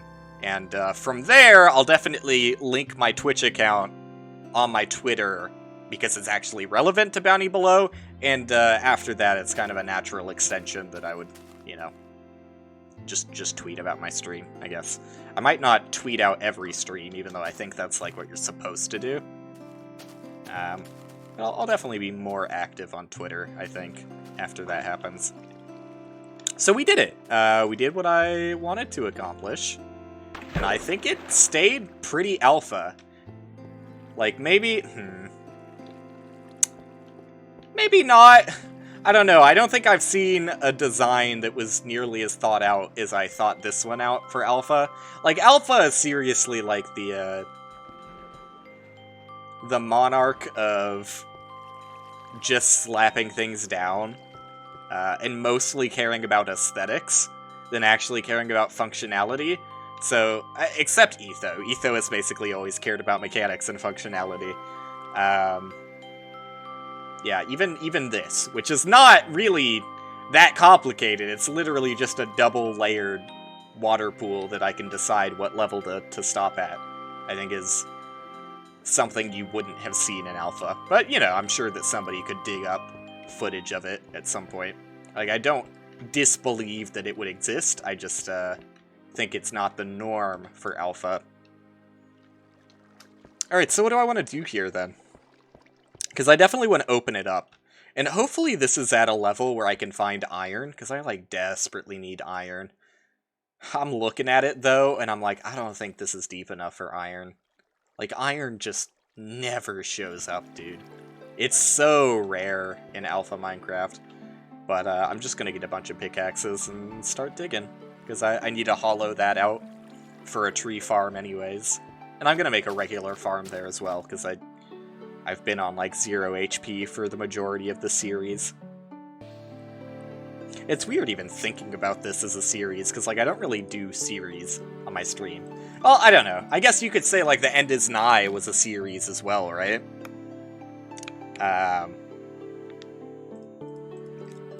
But still. It feels like the End Is Nigh segments are like entirely independent of one another, you know? Like, yeah, the backdrop is the same, but it's mainly just about what I was talking about after the first couple of attempts. And to some degree, the Minecraft stream is kind of taking that role, especially now that I don't have End Is Nigh to banter over, since I beat it. Oh, fuck, I don't have sticks. So, yeah, I don't know. Maybe it's just as disjointed as End Is Nigh is, the more I think about it.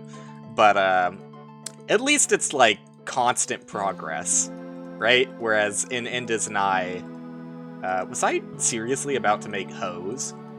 I was. Oh my god, I'm glad I didn't go through with that, because I wanted to make pickaxes. Oops.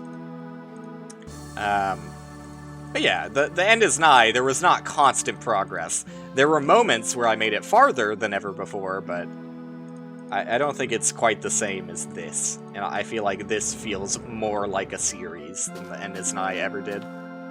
Especially because, like, for the main game of End Is Nigh, I just did it all in one sitting. And everything else was just carts, and then way too much time with the acceptance challenge. Alright, let's start digging. I do have other topics, though. In fact, like, how much of a fucking... Like, am I the only person who does this? I feel like there's something wrong with my brain. But, like, my memory is good. My memory is actually, like, really decent. And I think those, not to, you know, pat myself on the back too much, I think the human benchmark, stream... I don't know, did I start that sentence in a way that would have made that plural? If so, whatever. I suck at grammar anyways. I think the human benchmark stream really, showcased that I have pretty decent memory. But especially when thinking of things to talk about, I don't know if it's like a nervous thing or whatnot, and I don't always feel super nervous on stream. Sometimes I do. Like, I was particularly flustered yesterday when Dick was being weird in my chat, because, like, I swear to God, I was almost 100% sure it was my mom. Like, my mom constantly, since I've started streaming, my mom has been begging me for what my Twitch name is, because she wants to see my stream, and I'm like, no. Like, I already feel weird enough while I'm streaming. I don't need a secondary reason to be, like, always cautious about what I'm saying, because I don't want to... I don't know. It's weird, you know? I feel like most people have that feeling, though. Like, I don't think most people are as comfortable with their parents as they are with, like, friends. Like, I would never talk the way I do around my friends if my mom was in the same room, you know? I would feel super weird and uncomfy. So it's the same feeling while I'm streaming. I don't think I would stream comfortably if I knew that at any moment my mom could be watching. So I was, like, actually straight up having, like, a mild panic attack when Dick was being weird, because I thought it was super likely Especially with, like, the things that he was saying. I was like, oh my god. These are things my mom would say if she was trying to be sneaky, and not just tell me that she found my stream. But it was just Dick, thankfully. I the more I think about it afterwards, the more I'm like, oh my god. It was so fucking obvious. I'm honestly, like, a little bit embarrassed. Not of my panic attack, but I'm a little bit embarrassed I didn't see through his lies a little bit sooner. Because he was really dropping some super obvious hints. But my excuse is that I wasn't thinking about who it could be once I got in my mind that it could be my mom. Then I was like, oh my god, oh my god, oh my god. I just want to fucking ban her so that I can forget this moment of my life exists. But I'm thankful it was just Dick. That's definitely the best of all worlds. But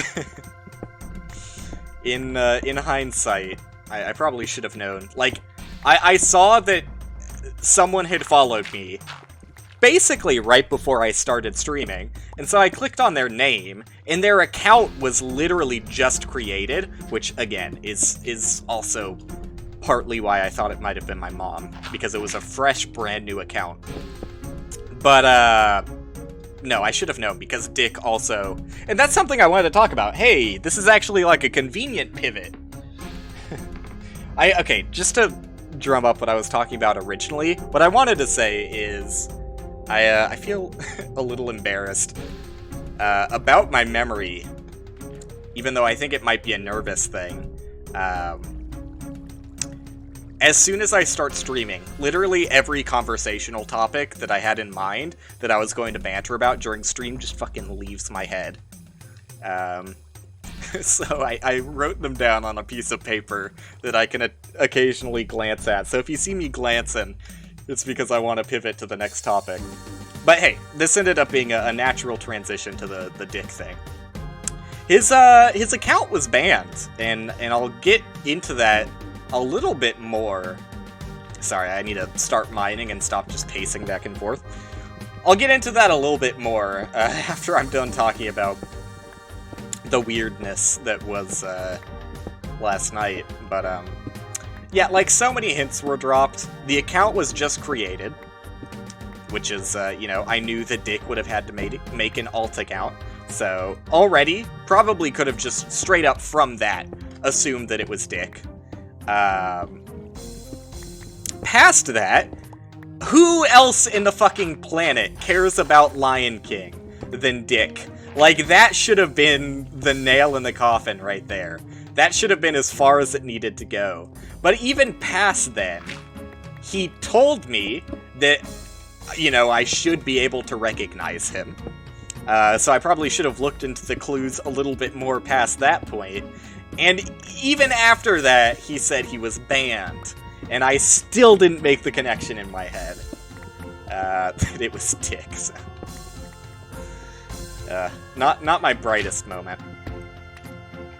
But yeah, Dick got banned. Dick got banned, and you know, I'm not super anti-Twitch. I don't know. I don't think I really give off the aura of being anti-Twitch, because I'm not really anti-Twitch. But I am anti-Twitch on certain situations for sure. Like, I think the making a big deal, and again, I don't think that Twitch intended it to be a big deal, but they kind of, like, they should have known it was coming. They kind of made a big deal. Oh. Passive mob farm already working. They should have known it was going to be a big deal when they changed TOS and made, like, a public statement about the fact that Incel, Virgin, and I forget what the other one is. But Incel and Virgin were made bannable offenses, specifically when used as, like, harassment. But I think specifically Twitch said, like, sexual harassment. I was like, I don't really count... Like, no one being called an incel is being sexually harassed. Like, does it have to do with the amount of sex they've had and their ability to do it? Yes. But at the same time, incel has kind of evolved because of the very small niche group that call themselves incels. And like sub-8 male and that kind of thing. Like, the culture around incel is typically what you're making the insult. It's not usually around lack of sex, right? Like, calling someone an incel is more insulting, but less sexually charged, I would say. It's a specific sort of woman-hating and self-righteous attitude. And I don't directly tie that in with virgin, even though technically incel is tightly connected to the word virgin. But anyways, getting off topic. Yeah, I don't really agree with Twitch kind of unintentionally or otherwise making a big deal about that TOS change. I feel like their harassment rules, as they already had them stated, fully covered instances, including the use of incel, virgin, and whatever the third one is. But, for whatever reason, they decided to specifically call out those words as no-nos. Where, I feel like if you ask any female streamer on the platform, they could probably think of some better, more insulting words that a statement could have been made about. But anyways, it's just, you know, like, it's so tone deaf, right? Like, talking about sexual harassment in regards to the men of Twitch is incredibly tone deaf. But anyways, I'm gonna go back to mining. Let's talk about Dick getting banned, because this is definitely a case that I didn't understand, I guess, how shitty Twitch was on this kind of thing. And Twitch, please don't ban me for saying that I don't agree with the way you handled this other ban. Like, I think that might actually be a anti-TOS thing to I don't know. I know that that's, like, something that's typically a no-no, is to, kind of badmouth certain moderation decisions, but I think if I was banned for talking about moderation concerns, I think that would be good cause for other streamers to talk about the moderation of, of my channel getting banned. Because, I mean, I am not, like, a super fucking, oh, free speech kind of guy. But, if you're seriously gonna ban people for questioning your authority on certain topics, that's a really bad look. It's a really, really bad look. Leaning a little bit more towards fascist than I would like. But, anyways, I'm not gonna call Twitch fascist or anything. Just saying that if they did that, it kinda has that sort of vibe. Anyways, I'm gonna stop getting myself in trouble here and talk about what I think was shitty, because I do think that it's really shitty that Dick was banned for what he did. Now the ban is indefinite, all right, so that means that he could make an appeal and potentially get his channel back without any problems.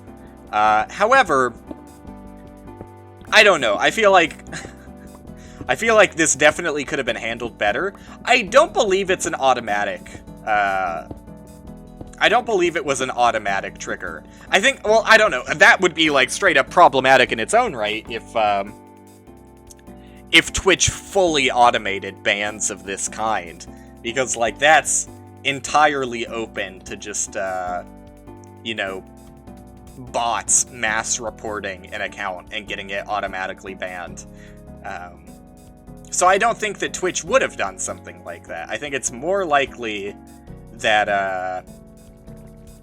a real person looked over Dick's account and deemed that it was against terms of service, because admittedly, it is and always has been. I guess it's up to interpretation what you call offensive, but his name was playing with Dick, which, you know, isn't, you know, inherently problematic, because it's like, well, for one, it's the obvious joke in double entendre, but also, it's his name. But clearly he was going for the double entendre, so you can still take it as a terms of service violation, for sure. And I think that's totally fair. I don't think that it's unfair of Twitch to call his name a terms of service violation. I just don't like the way they handled it. Because I do think that it was probably, like, actually reviewed by a human, and then the decision was made to ban the account. I don't believe it was fully automatic. If it was fully automatic, then that's its own problem. But I'm going under the assumption that it was human reviewed before he was banned. I think that's a fairly fair assumption. But anyways. I guess I'll go with what I would have expected to happen. Because I always thought it was possible, right? Like, I am aware of and have watched a decent amount of streams from the streamer known as Richard Hammer, who previously went under the alias Dick Hammer, for the exact same double entendre joke reason as our Richard in question, playing with Dick, who if you're not familiar, is a guy I've streamed multiple times with. Used to be a part of a group that I would do blind traces with, and at some point we'll probably play games again, but he's also Australian, and the other gamers in the group just had, like, you know, I guess, differing views towards the end of our arrangement. Not like it was ever a formal arrangement, but I just kept suggesting that, you know, hey, maybe we could play games this week, and was often hit with mild reception, I guess. So I just stopped trying. But we're still friends, and, like, you know, I occasionally talk in that Discord. I talked about it when Dick was banned, because I wanted to figure out the story, and he supplied the information. He showed me, like, the email that Twitch sent, and the fact that it was an indefinite ban and all that. That's how I know this information. Directly from the source, baby! But, what I would have assumed Twitch would have done in this case, because it's the way that Richard Hammer's situation was handled. Maybe I'm forgetting. Maybe Dick was banned, because, you know, people still call Dick in his chat, even though his stream name is Richard Hammer now. Hello? You guys sure have been busy. I need to drop off this cobblestone. But yeah, I from what I remember, I don't think he received any ban. Maybe he did. If he did, then, you know, this is all fucking pointless, and I'm just a dumbass who forgot what happened. But it has been a while since that happened anyways. So I think there's a little bit of validity for me forgetting what happened to Richard Hammer's channel, like, actually over 6 years ago, probably, is how long ago that happened. But I don't think he was banned, first and foremost. And beyond that, should I be keeping eggs? I mean, they are used for... I'm gonna get plenty of eggs in my passive mob farm anyways, I don't need to care about eggs. But they are used for cake. You know what, just fucking eat this raw. Should I? No, just cook it. Just cook it, dude. You need the HP. I don't know why I'm being conservative about my coal. I've got way more coal than I know what to do with. But, sorry, yeah, if I am just forgetting how that all laid out, then I'm sorry. But, from my recollection, I was pretty sure that Dick was just, like, he had a negotiation. Like, there was a back-and-forth conversation about his name between him and Twitch, and eventually they came up with a settlement that he would change his Twitch name. But, I don't think he was just, like, blindly banned. And, well, I guess not blindly. But I don't think he was banned and then told, like, hey, you can appeal it if you want, but otherwise all of your content is gone. Maybe it did, maybe it didn't. Sorry, I know I keep repeating myself because I'm also trying to get back to mining and making sure I'm doing some gameplay here. Trying to do a mix of both, a mix of gameplay and a mix of talking. But yeah, so I was very surprised to see that Dick was banned with literally zero negotiation. Because again, I'm going under the assumption that a real human reviewed Dick's case and from there decided what to do. I am surprised to see that their action they took was a ban instead of just a message saying, hey, you know, because it would have taken the same amount of time if they just sent a message and were like, hey, your name's a bit raunchy and against our terms of service, you can either change it or we can take action on our end. And I guarantee that at that moment, Dick would have been like, oh yeah, I understand, and changed his Twitch name. Because it's a very easy process to change your Twitch name. However, it's completely out of your hands to do a ban repeal.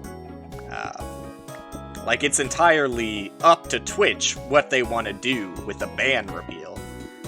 So it's definitely a little bit scarier and like a little bit more feeling like you have no control over the situation. And he was an affiliate. He was also an affiliate. Like, I don't want to make it seem like, oh yeah, well, he was like a, you know, streamer doing about as well as I am, but he wasn't even an affiliate. He was an affiliate. Because honestly, I would completely understand if Twitch just had an automated ban system for people who aren't even affiliated, but he was an affiliate. So I would have expected at that level, Twitch would show a little bit more compassion and consideration towards their affiliates, but I guess that compassion and consideration is a hard cutoff at partner level.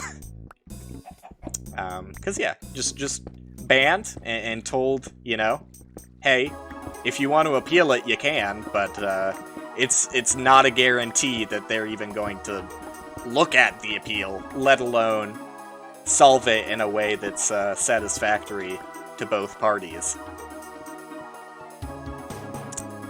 So anyways, Dick made an alternate account, which I think, I don't know, maybe that's against terms of service, but maybe that is against terms of service. Maybe I shouldn't be talking about it too much. But I guarantee that he's going to appeal and probably get his account back. Probably, because like literally all he would have to do in the appeal is say, oh yeah, sorry, I just thought it would be a funny joke, but I'll change my name. I understand how it would violate terms of service. Like, that's probably all it would take, and Twitch, if they're an understanding company, which they seem to want to have the appearance of, they would probably accept the ban appeal. But still, I don't know. It just felt like way over the line, and like, maybe it was automated. Like, there's still always the plausibility that it wasn't ever reviewed by a real person, though I think that's unlikely. If it was automated, then whatever. Twitch probably shouldn't have that system automated for affiliates, but anyways, the end result for me, because I did change a little bit about my stream as well, after figuring out that Twitch does not communicate with affiliates at all when this kind of situation arises. Previously, my tier 3 emote, which is the, it's a meme emote, which is why I made it the tier 3, though I at some point would like to bring it to tier 1, because it does have its own special emotion.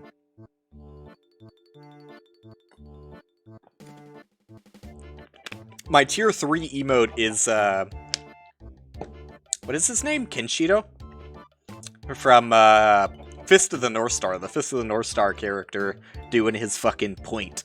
And I've never seen Fist of the North Star. I am likely to at some point. I know it's sacrilege to admit that you've never seen Fist of the North Star, especially if you're a JoJo fan. But, yeah, I'm very likely to watch Fist of the North Star at some point. But, it's a fairly famous image, and usually is improperly quoted with, his most famous quote, "You are already dead," otherwise known as "Omae wa mo shinderu."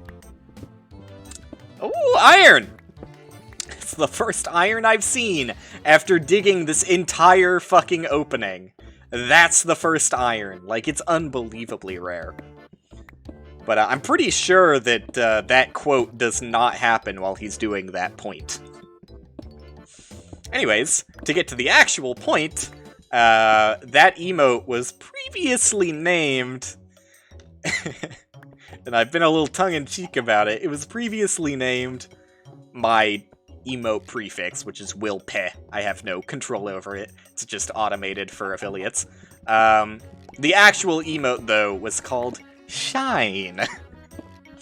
And again, being tongue-in-cheek because, you know, takes 2 seconds and a little bit of knowledge to understand that it's not actually Shine, but I was going for Japanese shine, which means die. So it's a very rude way of saying die. I guess it's not the most rude way you could say die, but it's not exactly polite to say die one way or another. But usually, you know, when saying someone has died respectively, you don't say, and again, I don't know like Japanese grammar, but you wouldn't say, "Omae wa mo shinderu." If you wanted to be respectful, you would probably say, and again, if the grammar is wrong, then I apologize, but, I'm trying to think if I remember it correctly, because it's been a while since I studied Japanese. I feel bad, like I can feel it leaving my mind, but, I think it would be, "Omae wa mo." No, I don't want to say it because I think it's wrong. Is it nakunaru? Now I have to look this up or I'm gonna forever feel embarrassed. Nakunaru.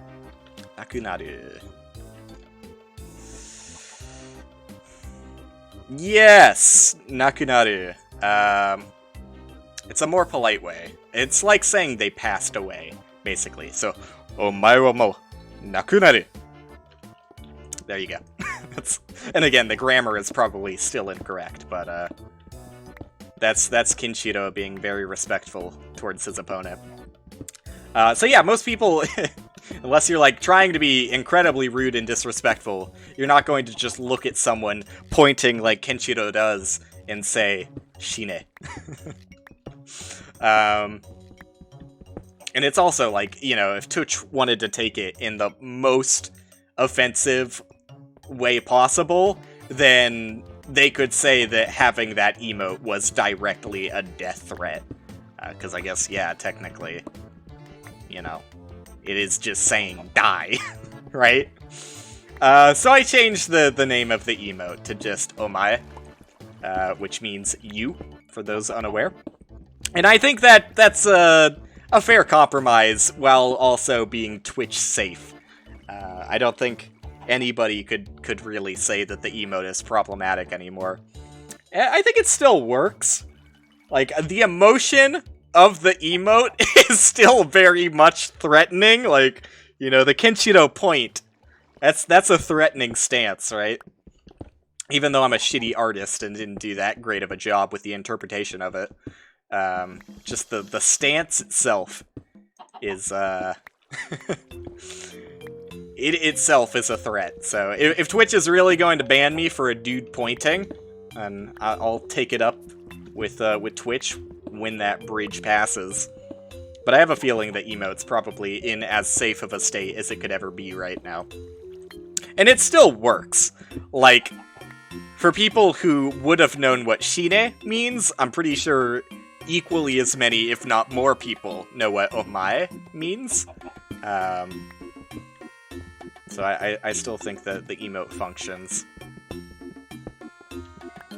But yeah, I wanted to be a little bit more Twitch safe after seeing the Dick's channel was just axed with no warning. And especially, like, in Dick's case, it's just, like, a playful, funny double entendre. Whereas, like I said, mine, in the worst case scenario, could have been seen as an emote that is a death threat. Which, even if I appealed it, if Twitch was particularly stingy, they may not have accepted it, so probably better to be on the safe side in those kinds of situations. And I usually am on the safe side, but, like, you know, it's childish to think, but, my hope was that if I was ever confronted about it by Twitch, I would just be like, oh, haha, no, it's just the English word shine, because he's shiny. But that's probably a little bit naive of me, and, I doubt would have taken me too far.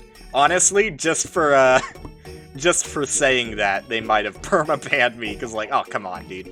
You think we're 5 years old? You think that's gonna work on us? Which is fair. That's totally fair. But, that was the intention for the longest time. But now that I know, I probably wouldn't have even ever been confronted about it before just being banned.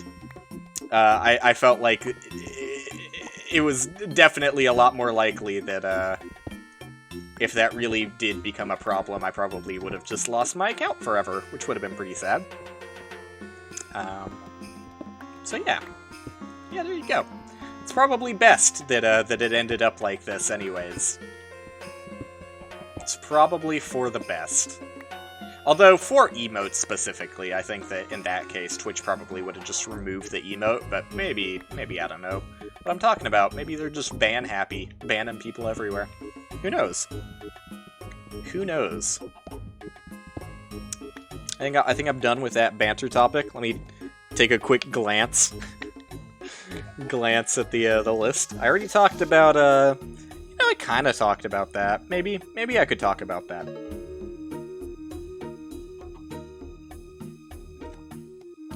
It would have been a more natural pivot if I brought it up when I was talking about the analytics stuff. Let me turn on the fan, by the way, because it's getting hot and stuffy in my room.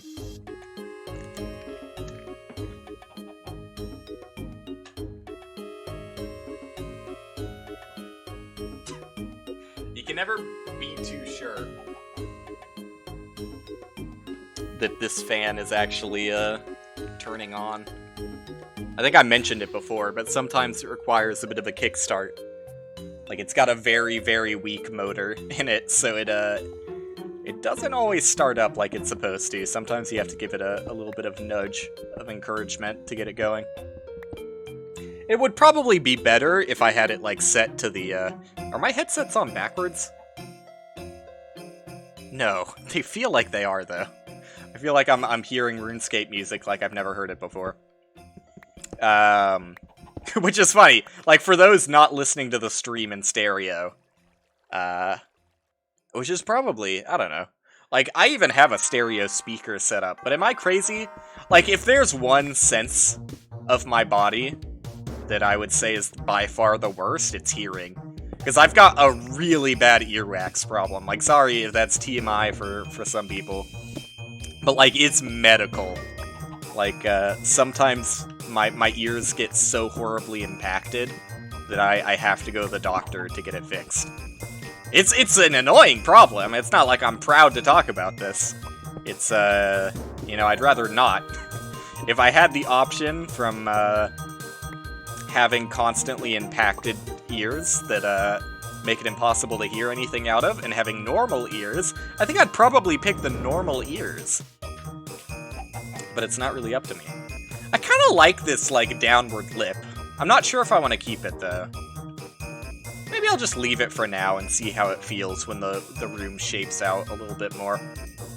I'm just gonna leave that iron there, because I'm likely to go up and make the ceiling even taller in a bit. Well, maybe I should just do that now. No, it's gonna be a pain in the ass, because I want to make the room wider and longer as well. Let's get started with that.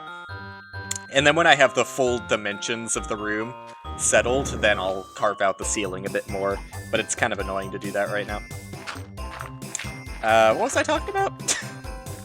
Outside of having shitty ears? Oh yeah, I was gonna pivot topics to, I don't know, something that occasionally pops into my mind every now and then. Like, I'm not, like I said, I'm not that nervous when I'm streaming most of the time. There are moments that I'll get nervous, like, I don't know, I have been nervous in the past, every now and then, when I have gotten, like, a particularly large raid. But I feel like I've gotten better and better at handling that. But maybe if I got, like, just a stupid, ridiculous raid at some point, maybe that would shift things in the other direction again. Like, if I got, like, right now, 6,000 people in my chat, I probably wouldn't know what to do.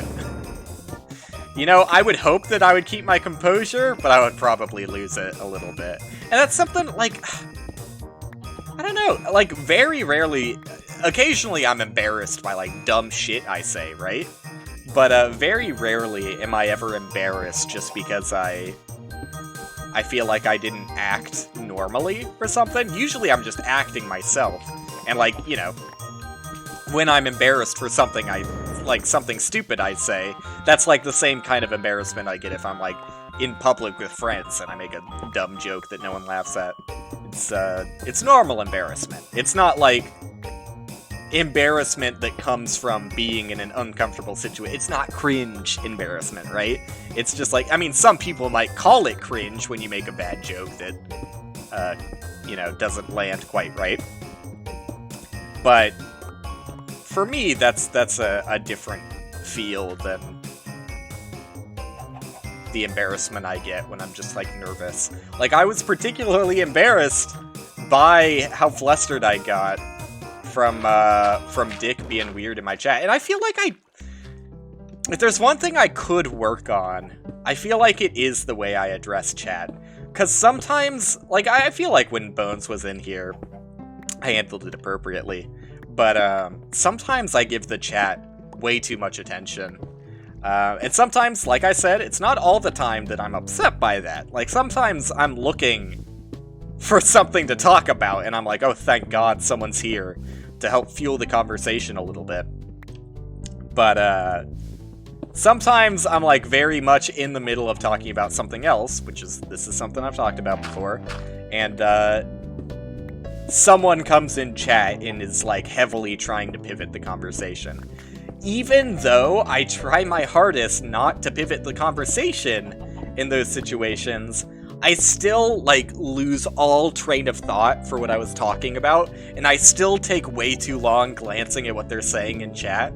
I need to get better at, like, when that happens, just, like, you know, finish your thought, continue bantering. Like, right now, if someone popped into my chat and started talking shit, you know, the best case scenario, if I could, would just be, like, say hi, and then immediately get back to what I was talking to.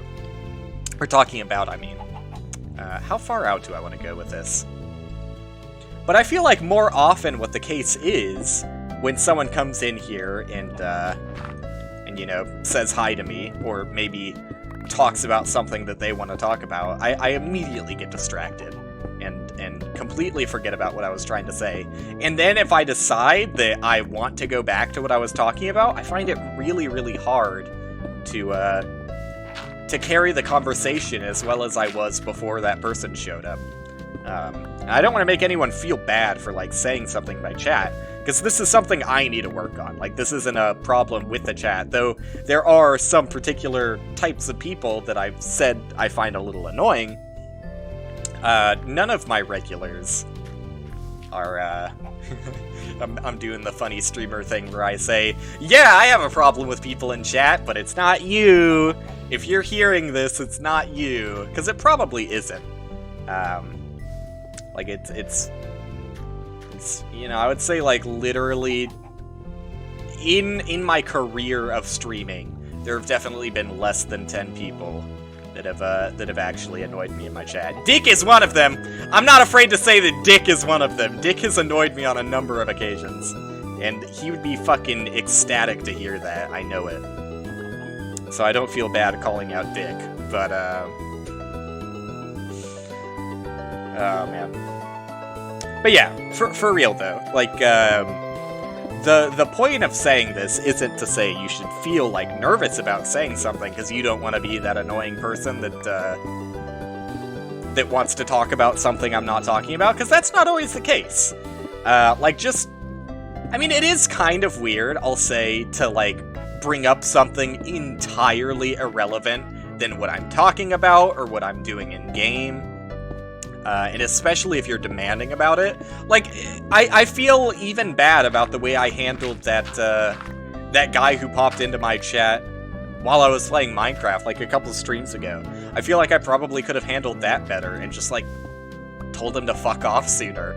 Because it's clear that whoever that person was did not care about the stream at all, and did not care about streamers in general. Clearly only cared about their own entertainment, and were doing it in, like, the most shameless, shittiest, like, 5-year-old way possible. So I probably should have just told them to, like, get a hobby, like, a real fucking hobby, and stop wasting their time with this kind of childish bullshit. But I just...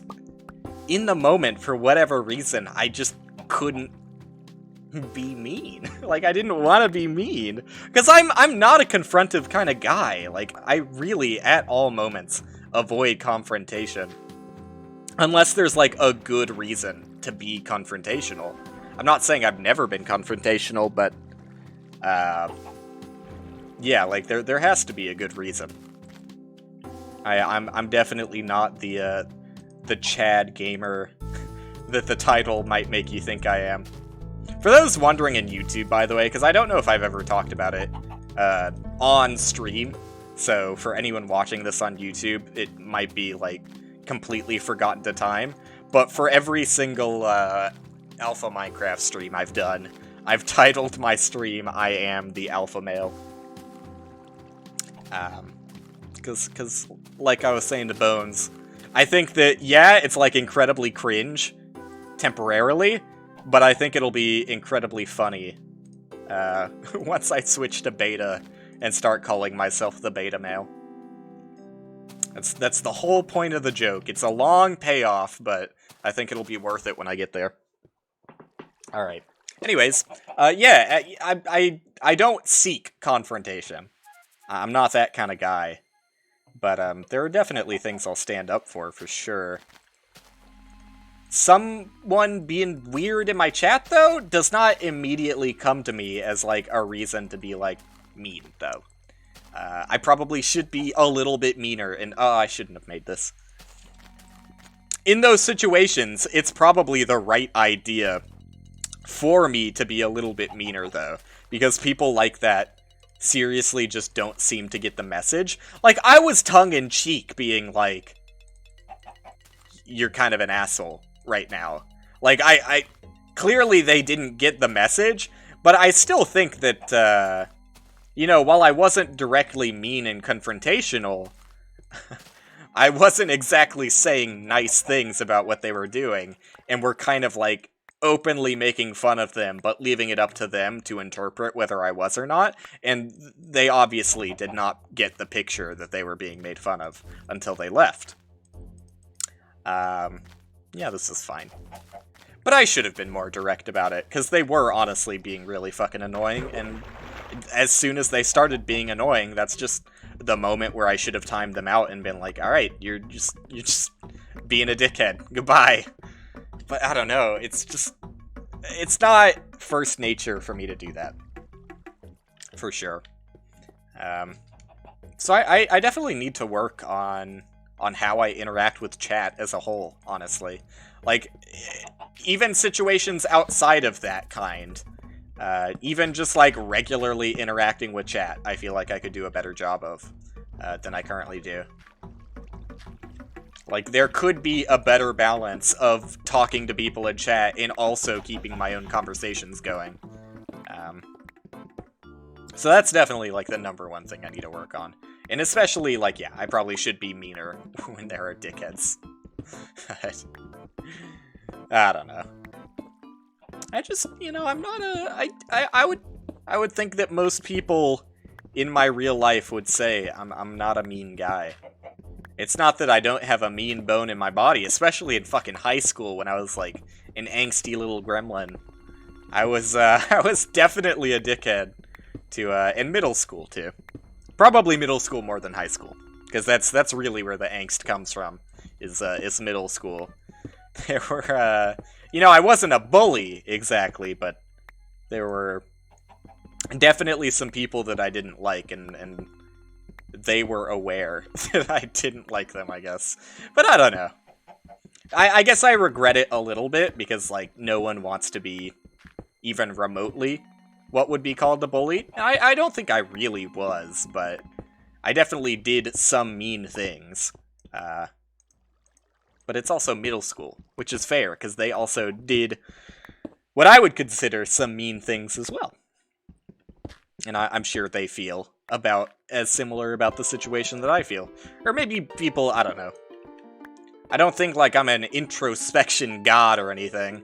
Like, I think I'm very much a normal person. And, act just about the way that everyone else does. But if anything, I'm a little bit self-conscious and anxious at times. So maybe I think about these things a little bit more than most people do, but I don't know. I also feel like a lot of people on the internet, especially, have a tendency to be a little bit more self-conscious and anxious. Maybe not self-conscious. I mean, self-conscious in the way that they might feel bad about things they've done, but, like, goddamn, you'll see some people that are just outwardly fucking awful and stupid and just blow you away. And, like, hypocritical in the same fucking sentence. Like, those people are not in the same group. There's definitely plenty of those people on the internet as well.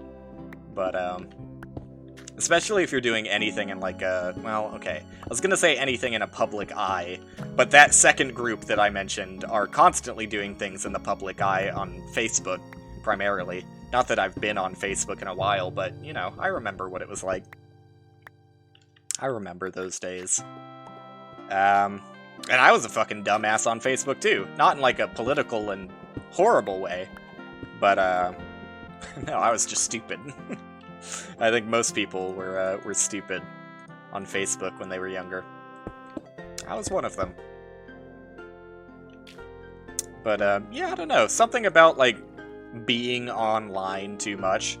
Definitely. Okay, yeah, I said I wasn't going to get that iron up there because I'm going to get it eventually. That's right. Something about being online. Maybe a little bit too much leads to thinking about yourself in the public eye a little bit more, I think. For better or for worse. I think in most cases it's for the better. Like, while it might not feel good in the moment, and I'm not, saying, be proud of your anxiety or anything, because obviously it can be debilitating for some people.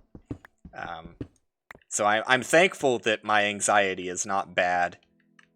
Though it used to be, and, like, my parents still think that I've got, like, disgustingly bad anxiety. But, like, I wouldn't be able to do something like this. I wouldn't be able to stream on Twitch if I had anxiety to the degree that my parents think I do.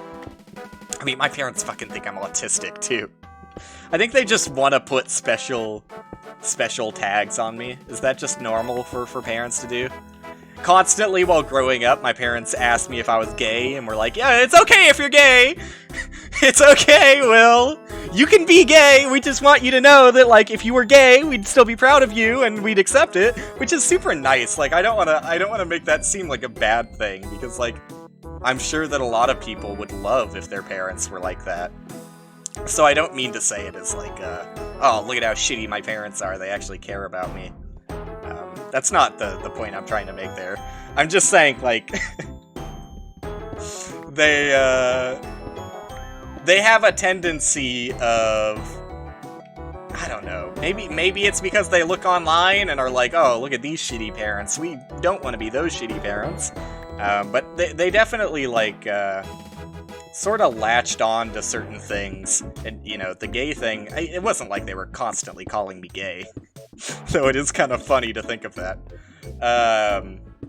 They just said it a few times to make sure that I would be okay coming out to them if I was gay. By the way, I'm not.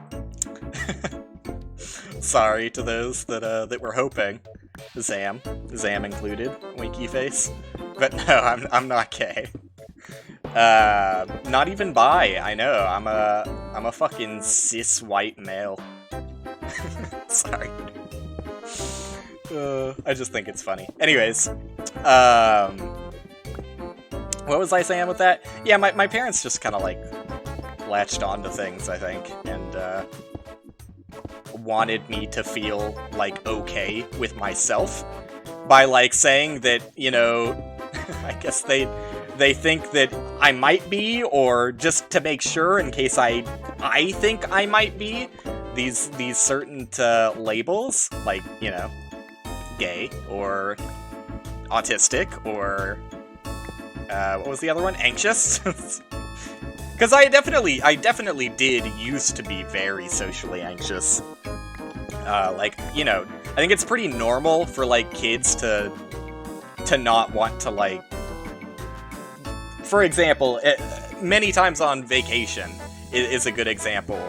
Like, I didn't feel comfortable ordering food for myself, right? Like, because when you're very, very young, your parents order your food for you, right? And you just kind of take that as normal. I think I, longer than most, didn't feel comfortable. Now, I'm not saying, like, I wasn't ordering my own food and, like, telling mommy to come over here so she could order my food for me when I was in middle school. But definitely, like, a little bit into elementary school, I would say is fair. Because I just didn't feel comfortable talking to strangers. Like, especially in, like, stores and stuff, if we were checking out, I wouldn't even want to, like, put my items on the counter for checkout. I'd be like, no, you carry it up there. So maybe a little bit coddled, I would say, because my parents, mom especially, did kind of just accept that for a little bit longer than she should have. But, you know, I broke out of it. I feel like I don't really have social anxiety problems anymore. In fact, like, I was taken aback when my girlfriend visited me one time. We were outside on a walk, and there's like a cute-ass dog on the other side of the street, and I just, like, I guess a little bit too loudly said, "Oh, look at that dog!" And my girlfriend, like, tugged on my arm a little bit and was like, "That was so loud!" And I was like, "Oh, I didn't realize that was that loud." And even if it was that loud, like, I don't know, I guess I am not that self-conscious to that degree that I would even think it was problematic if the guy overheard me talking about how cute his dog was. So I would say I've successfully broken out of, are you stuck there? Like, why hasn't this guy moved? I think he's stuck. I think I've successfully broken out of, my old social anxiety, or how bad it used to be. I was, like, always anxious at school, also, whenever I wasn't around my friends. But I had, like, a good friend group that I've somewhat kept up with today. Mostly Austin, which I've talked about Austin before, but he's a champ, he's a legend. Probably always stay in touch with that guy. Although I haven't talked to him in a bit. Should probably, like I said in a previous stream, it's hard for me to be the one who strikes up conversation. Like, I'm always down to, like, do things with other people and talk to them.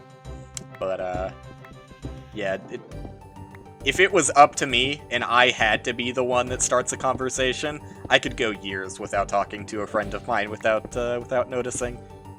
Because I'm just forgetful, honestly. And it's, you know, it's a little bit of a... It's not a social anxiety thing, but I don't know. It's just a little bit of a nudge, a little bit of effort to get to that point where you're in the conversation. Maybe not for everyone, but for me it is. But I still do it every now and then. I think the last time Austin and I talked, we played Monster Train, which was a bit ago, but somewhat recent, right? right? Somewhat recent, hopefully. Hopefully people don't judge me too badly for that one. Aw, Will doesn't care about his friends. Will doesn't care about his friends. Oh, man. I think for the most part I do. Hopefully. Hopefully they see it as that way. I used to be really self-conscious about, like, what my friends think of me. But I've gotten over that one as well. Like, I don't know. I just kind of take it that, like, especially when I'm doing things with my friends, I would always be so afraid that I was like, you know, this is definitely anxiety. I would be like, oh, they're just doing it out of pity. Like, they don't really like me. They hate me. Like, they just accepted this because they don't want to be mean in rejecting it. But no, I'm over that. I'm like, if my friends are spending time with me, it's because they want to. And I would think that most would have the mind to tell me if they actually didn't like me. But since that hasn't happened yet, I think I'm pretty comfortable with that. Although it's always like, especially with new friends, you always kind of wonder where you stand, I think. Maybe that's just a me thing. Maybe that is just a social anxiety thing. It happens every now and then, right? Like, I don't think if you ever had social anxiety, you can ever, like, fully get rid of it. Like, maybe with therapy, it can always help. Do I want to talk about therapy? It's probably not good for me, too. I'll just say that because my parents have, you know, been concerned about my social anxiety that was pretty bad in the past, and is maybe a contributor for why I hated school as much as I did. I've gone through therapy, like, a large part of my childhood, and, not just therapy, but also psychiatry, and was medicated on various different medications for depression, for social anxiety, for ADD and ADHD, to varying effects. I don't think any of them helped me feel good about going to school, which is my parents' main concern with that. And I didn't really like taking the medications because they did change the way I acted, especially the ADD ADHD one. I just didn't feel myself while I was on it. So I just kind of stopped it. I especially the depression stuff, I don't think I was ever depressed in my childhood. So that was just kind of like, I don't know, I don't feel any effect of this medication, but it's making me drowsy, so I think I'm going to stop this one. And after a point, I think ADHD was the last one, I was just kind of like, I don't know about all this medication stuff, like, it's not really helping me out. And I know that that's not a good thing to say, for people who actually need medication. So I don't want to, that's why I was kind of hesitant to talk about it, is because I don't want to put out, like, I'm against medication sentiment. That's not the sentiment at all. It's just, I feel like I'm fairly aware of myself and can tell when something is working for me or when it's not. And I don't think that therapy, psychiatry, or the medications were really helping me all that much. At least not at that point in my life. Not that I'm against any of those concepts. I think therapy is great for people who actually feel the benefits of it, and if you need a psychiatrist to get medicated, then, you know, I wish you the best, and medications help tons of people. So yeah, that's the sentiment I want to leave it on, is that I'm fully supportive of these things, and they are effective and work for tons of people.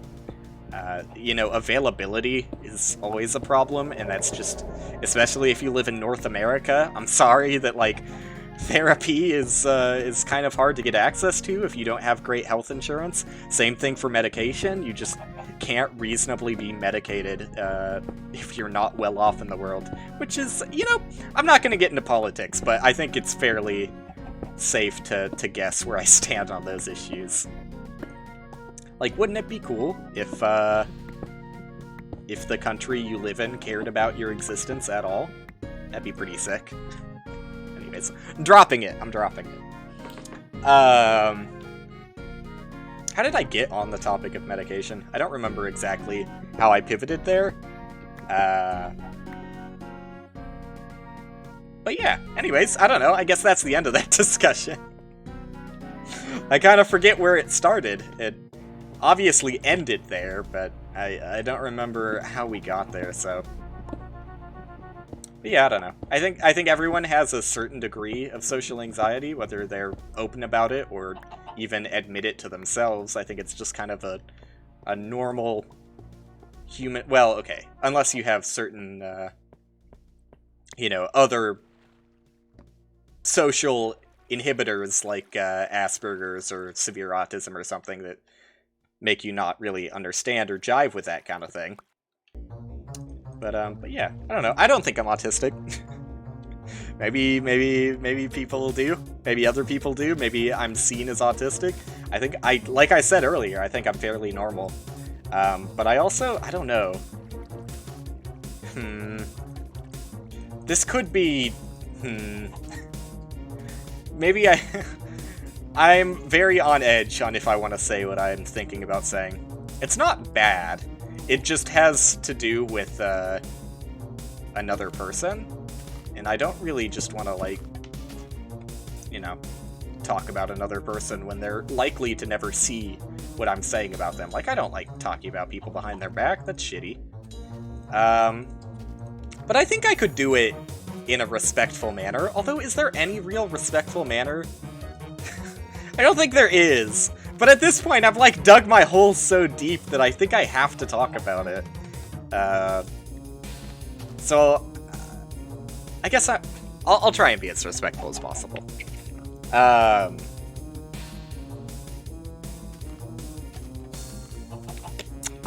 watch videos by the YouTuber... Dude, I want to chop down trees. Is it becoming nighttime or is it becoming daytime? Please don't blow up my house. I do watch... I think it's becoming daytime? I can't tell. It's becoming nighttime. It is definitely becoming nighttime. Okay, yeah, I do watch videos from the YouTuber known as Ian. Otherwise known as iDubbbz. You know, I don't agree with everything he has to say. I'm not sure if I want to say he's problematic, because a lot of people are out here calling him problematic and that kind of thing. I think he definitely does some on-the-edge things, but for the most part, I you know, respect where he's coming from when he says some of the things he does, and especially, like, his biggest offender that people get upset about is, like, a direct quote from someone else, and making fun of, someone else who said the horribly offensive thing. I mean, you can take whether it's A-okay to say it, even if it is making fun of someone else who says it. That's up for your own interpretation, but... Anyways, I didn't want to talk about iDubbbz. All I'm here to say is that, because I watch iDubbbz, I was made aware of a content creator by the name of... Well, by the name of... I forget his actual name. I started out iDubbbz by saying his real... Oh, I think his name is Madison, that's right. He doesn't... I don't know, maybe he's more comfortable with his first name now, but I think he didn't used to be comfortable with his first name. Anyways, getting off on tangents. Daxflame. And the reason I bring up Daxflame is because originally I was going to say... Like, you know, I was talking about how I feel like I'm pretty aware of myself. I'm a pretty self-aware dude, and I think that I would maybe have an understanding of if I was autistic or not.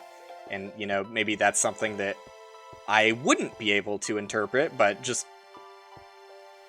because of my self-awareness with every other aspect of my being, I would think that, I don't know, maybe my body would give me some sort of indication that I'm acting a little bit weirder than other people do. But for the most part, I think I do act what most people would consider normal.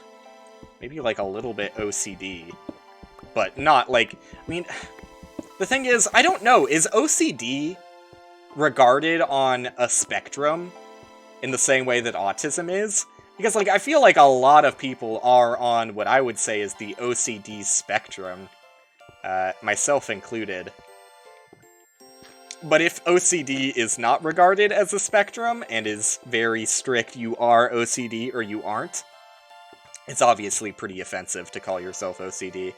Because, like, the real OCD at the severest rung of the ladder is, insanely debilitating.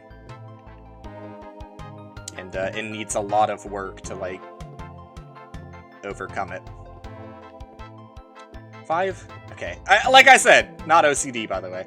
But again, like I said, I think it's kind of offensive when people do what I'm doing and just, like, you know, want things to be nice and even and symmetrical or whatever. Consistent. And in the right place. But I do have that, and I still haven't looked up what the actual saying is. I know it's in another language, but I do like the,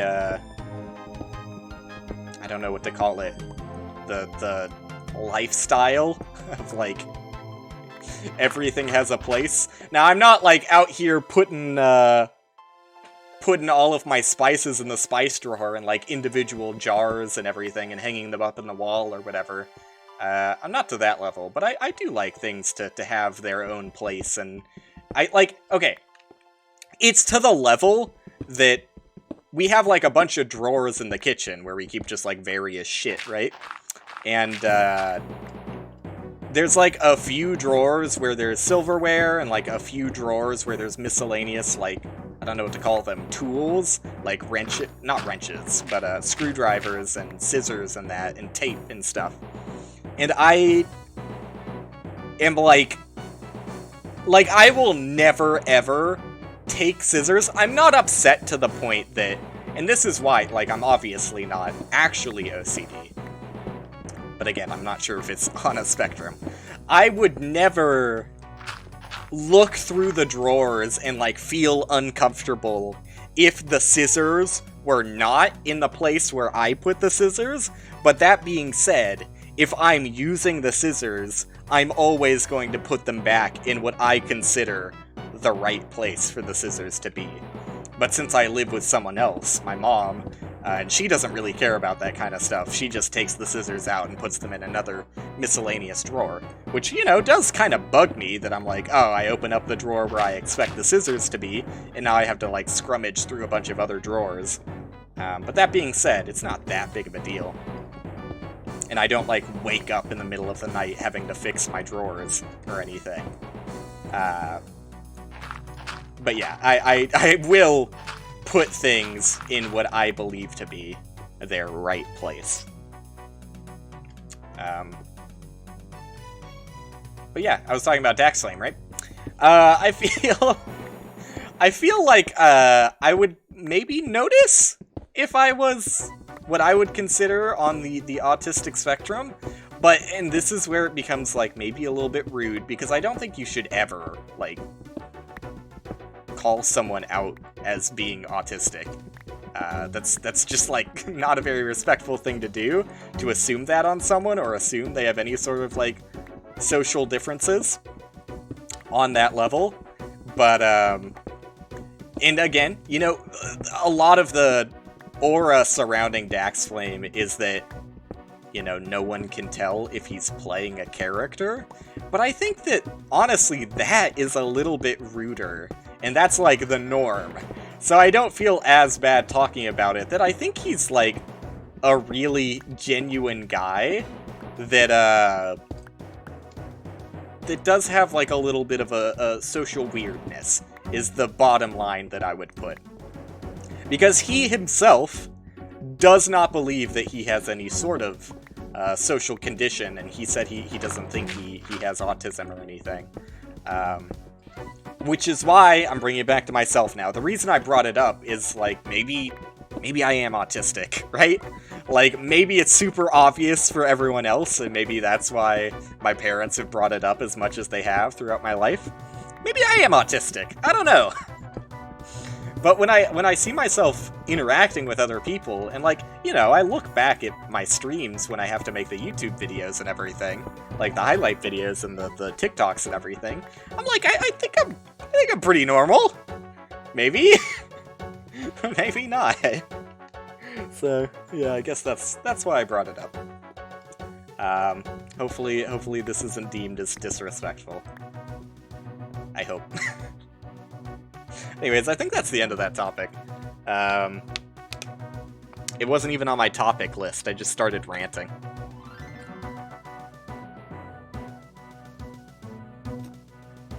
But I thought there was some funny conversation in there. And more than funny, just interesting. I don't mean to say it was exclusively funny and talk about things like whether medication works for people and is tax blame autistic or not. Sorry. No, just good conversation, I would say. But I don't know, man. I am, like, occasionally self-conscious about the stream, and I've talked about that before, like, while the numbers, I try not to let them get to me. I don't know, I think it's just, it's one of those always online things, like I said, or you're just online too much. I feel like the more online you are, the more these statistics affect you. And especially if I'm, you know, trying to make something out of this, which I kind of am. Like, I am still just doing it for fun, but it would also be more fun if it was doing well, right?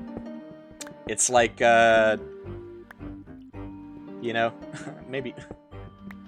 I was gonna relate it to Battle Royales, even though I don't have fun playing Battle Royales, but I think it's... A lot of people do have Battle Royales, so even if the analogy doesn't work for me, I think it does work for some people out there. Even if you're not winning in a Battle Royale, because most of the time you're not winning. If you're playing it with friends especially, you're usually still having fun, right? But it's always more fun to be winning. I think that's kind of the way I treat my stream right now, is that I have fun streaming, but it's definitely more fun when things are going well, right? But because of the numbers, I don't know, it's kind of impossible to avoid a little bit of anxiety. I don't think my anxiety is what I would call, like, detrimental. It's, you know, not leaking into the rest of my life, I don't think. But I guess it's kind of hard to tell when that happens. But every now and then, I don't know, especially, like, the people that come from, like, TikTok and stuff, or the YouTube Shorts, now that those are kind of popping off. I'm just worrying that, like, I don't know, it's just a bad feel when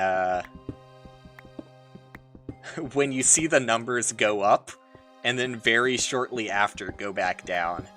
I try not to let it get to me, but... I don't know, it's hard to not let that affect you. It's either like a combination of, did I do something wrong? Or also like, maybe I'm just not what they thought I was, right? Maybe they came to the real thing and they were like, and I made a joke about that too, like that's a TikTok I made, was when the very first person, I feel weird about saying their name when they're not here. But when the very first person who followed me from my TikTok showed up to my stream, and then, like, later in that stream, like 30 minutes after they said something in chat, I was saying something that I thought was particularly, like, uninteresting. I was like, oh, it's kind of funny, you know? Like, this is kind of what the actual stream is like. The TikToks are, like, the hype... funny moments, and then you come to the real thing and it's like, oh, this dude's just like talking introspection for 3 hours, right? It's not the same kind of mood or atmosphere. Though, I mean, I you know, I think it's okay to have both. I think there's a lot of people who are totally accepting of both. But the numbers can get you down. It's just like, I don't know, I always feel, and this is definitely getting to the point where it's real anxiety, I always feel like I'm just like a fucking time bomb. Like, whenever people subscribe to my YouTube or follow me on TikTok or Twitch, I'm like, how long's it gonna be? How long's it gonna be before they find out how uninteresting I am? It's only a matter of time, which sounds really bad, Because it is really bad, and I try and work on it. Because I know it's not good to think like that. Not good for anybody. Not good for the content. And definitely not good for, like, self-esteem and, you know, overall well-being, I would say. Yeah, 8 is fine. So I am working on it, but it comes up every now and then. And it comes up more when the numbers are particularly bad, but thankfully the numbers have actually been pretty good recently, so, hey. I feel up when it's up, and I feel down when it's down. But I don't know, I think that's normal. I don't think it's crazy to just have those natural emotions. Like, they are natural emotions, whether or not I'm, you know, in a natural environment, which is, you know, yeah, like, streaming on twitch.tv is not nature, right? Like, I don't think too many cavemen were streaming on Twitch. I am the first chimpanzee streamer, though. You can never take that away from me. That's a reference to Human Benchmark, by the way. Not... not, calling myself an actual monkey. If you couldn't notice, well, I don't know, I do have slightly more hairy arms than most of my friends, I would say, but I think it's just because I have really dark arm hair. I don't think I have more hair, I think it's just dark. My hair on my head, well, I guess my hair on my head is pretty dark, too. Though you can tell it's brown, right? Like, it's not black. My dad's hair was, like, about my color when he was this age, and his hair is, like, really dark. Like, his hair looks basically black. Whereas, I'd say my hair on my head, and even, like, my beard is blonde, in some parts of it. Like, it's actually, like...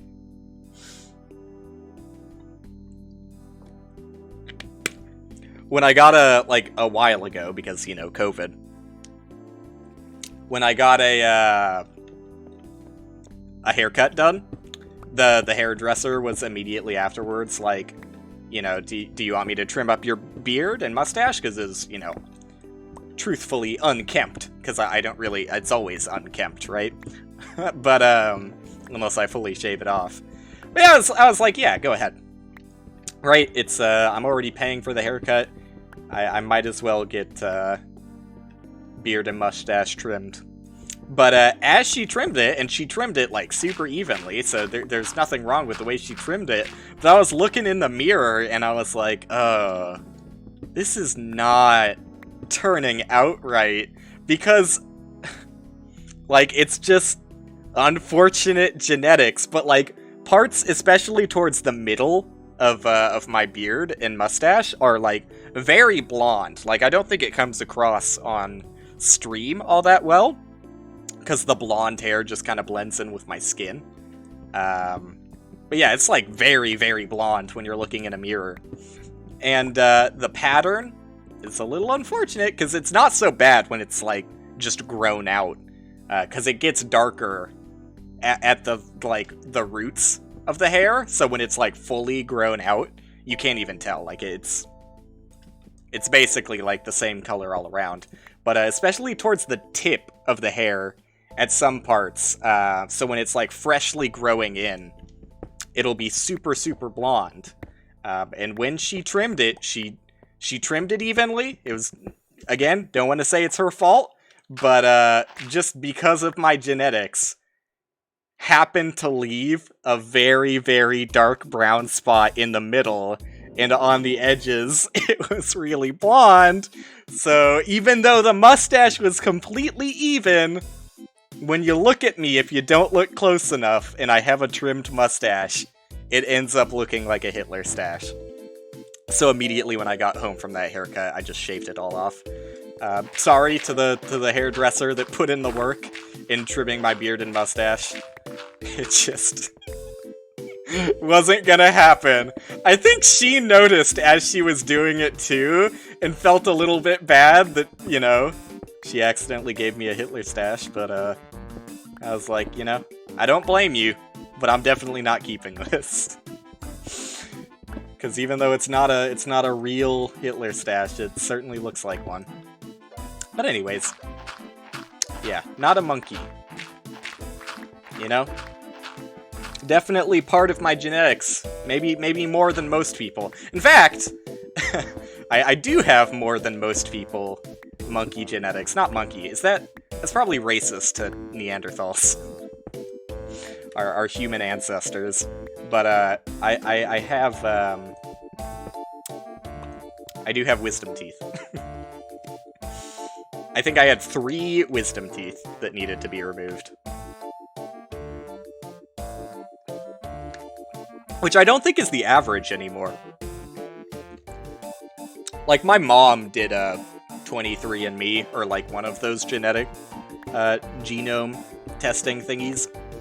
And yeah, at least on her side of the family, got some serious Neanderthal genes. I think it was like something on the level of like 1.3 times more than average. Like, it's up there.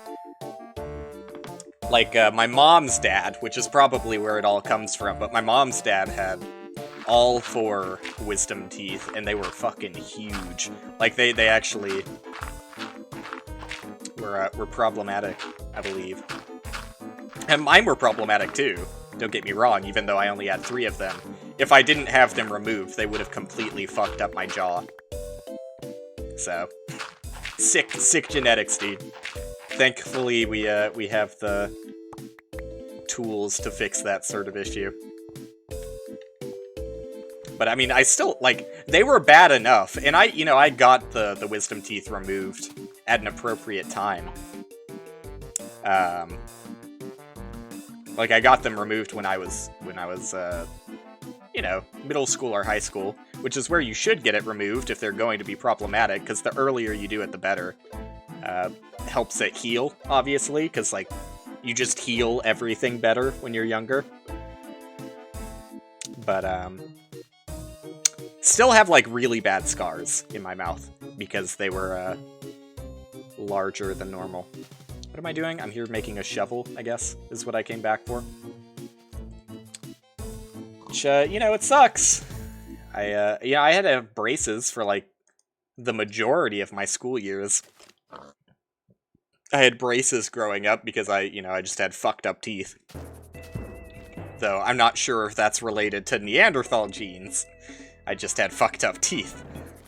Probably because I, like, sucked my thumb a lot as a baby. At least that's what the dentist said. I don't know if that's true or not. I might have just had fucked up teeth, who knows. But they said there's a correlation to babies sucking their thumbs and bad teeth, so I believed it. You know, if a dentist is gonna tell me that, or an orthodontist, I'll take it. I was a thumb sucker. Have been known to do that as a child. It's better than being a gravel eater. Like, I would take the title Thumbsucker over Gravel Eater in a heartbeat. I don't necessarily regret sucking my thumb, but the days that I ate gravel, I wish I could take back. Not the proudest moments of my life. Anyways, yeah, I still #1 chimpanzee streamer. You can never take it away. I passed the test with flying colors. Though I don't know. I feel like more people could do better on that test if they took the amount of time that I took on it. I feel like it's more a test of patience than anything. And I really had, I had the time sunk into it. I was so close to going farther, too. Like, my mistake was so bad. I might go back to Human Benchmark at some point, but it's gonna be a while. It's the kind of thing you can only do, like, I don't know, once a year at the most. But even that's, like, a little too common for me. I'm lucky, though, because I was talking about my body hair in regards to not being a monkey. I'm definitely lanky. Like, I've got, I'm not sure if you can tell while I'm sitting, but I've got a fairly lanky body type. If I can show my waist so you can see how long my arms are compared to my body. Like, right? Is this in frame? I can't tell. It's mostly in frame. Nah, you can't really, like, try it. Like, this is my waist. And my arms... I think it's normal for your arms to go, like, just above your knees, which is where they are. I don't know, maybe that's lankier than normal. But my arms go, like, just above my knees. And, my legs are, like, super long. I mean, not, like, super long as in, like, I'm very tall. I'm 5'10". I'm not that tall. But, compared to my body height, my legs are pretty long. Like, it's really, like... Short body makes everything feel out of whack. Short body and being average, short body and being average height means that you have long legs and probably longer than normal arms, relative to your body at least. So, I do look, ratio-wise, a little bit monkey-ish. About as monkey-ish as, well, I was gonna say about as monkey-ish as Monkey D. Luffy, but, like, that motherfucker, he's got a long-ass body. I don't think that's monkey proportions. They fucked his character design all up. Fucked it all up. But I guess it's been a while since I've seen any One Piece. Maybe he's lankier than I'm remembering. It could be possible. But I'll never forget when I was, like, taking, like a driving lesson for the very first time, and the driving instructor was desperately trying to, because they have like certain, at least at the driving place that I was going to, they have certain rules about like how they're supposed to like set up the chair for their drivers while they're instructing them for like the safest driving setup, right? They want to teach you that, and the chair position was part of that. But the fucking driving instructor was like, I can't do it. I can't set up the chair the way we're supposed to set up the chair for you, because your goddamn legs are too... He didn't say goddamn. But he was like, your legs are too long compared to your tiny little body. And I was like, oh my god. This is the first time I've ever heard that my proportions aren't normal. And, you know, the more... Ever since that day, the more I've thought about it, I was like, oh, I do have kind of long and lanky legs, don't I? So anyways, #1 chimpanzee streamer, like I was saying. I think it would be fun to do that chimp test, like the actual chimps do, like, limit myself to at least just, like, 30 seconds per, you know, per answer. Because I can't believe that they don't time you on that one. Because, I mean, I guess the chimps aren't being timed when they're taking the test, but they just, like, I don't know, whether it's instinctively or just because they have, like, the attention span of a fly, they just do it, like, rapid pace. Like, as soon as they see the numbers, they start going. So yeah, I'm not exactly built like a chimp. But I might be built ever so slightly different in a number of ways. But everyone's built different in their own way. That's the moral of the story today, I think. I think I'm not out of conversation topics. Like, I do have, I only went through, how many? I only went through 2 on the list. And I have, like, 12 written down. Although some of them are, like, shorter term. Just kind of, like, funny little joke things that I think are funny. That I'll just, like, throw in there whenever there's a natural pivot. But, it didn't come up today, so those stay on the list. But, I kind of want to pivot off Minecraft, because I've been doing Minecraft for 3 hours now, and I really need to fucking pee, dude. It feels weird to take... Well, I've done it in the past, but I don't like to take a pee break while I'm mid-segment. Because then when I'm doing it for YouTube... Like, I hate having a YouTube video and seeing that I'm just, like, away from the keyboard for 5 minutes because I went to piss. So if I can save it for while I'm switching segments, I think that's for the best. And I wanna spend a decent amount of time doing the Boomerang X. It's going to be a longer stream because my girlfriend is unavailable tonight. Not that, like, you know, she's always in the way of my stream kind of thing. Fucking... Who am I? A Saturday Night Live comedian? That's a joke because for a large majority of comedy history in the past, like, 10 years or so, everyone was kind of misogynist. Anyways. That's the joke. You can't say anything these days. Can't I just be misogynist against my wife and all other women? Snowflakes. Sorry. It's just, you know, it's funny to me. It's funnier than the actual comedians. That's for sure. But yeah, no. I just like to spend time with my girlfriend. But, because she is away today, I can't. So I might as well just stream longer. I'm having a good time streaming. I think the stream has gone really well today. So hopefully it's fun for other people as well. That's, you know, that's kind of the golden rule, right? If you're having fun, then other people will probably have fun also. Although, maybe I regret saying that, because that doesn't apply to everything. Specifically in the case of streaming. Sorry about that one. Just, you know, so long as you're not harming anyone. If you're having a good time. Yeah, other people are probably also having a good time. I think that's a better statement that doesn't sound horrible coming out of my mouth. I try and avoid those. Whenever possible.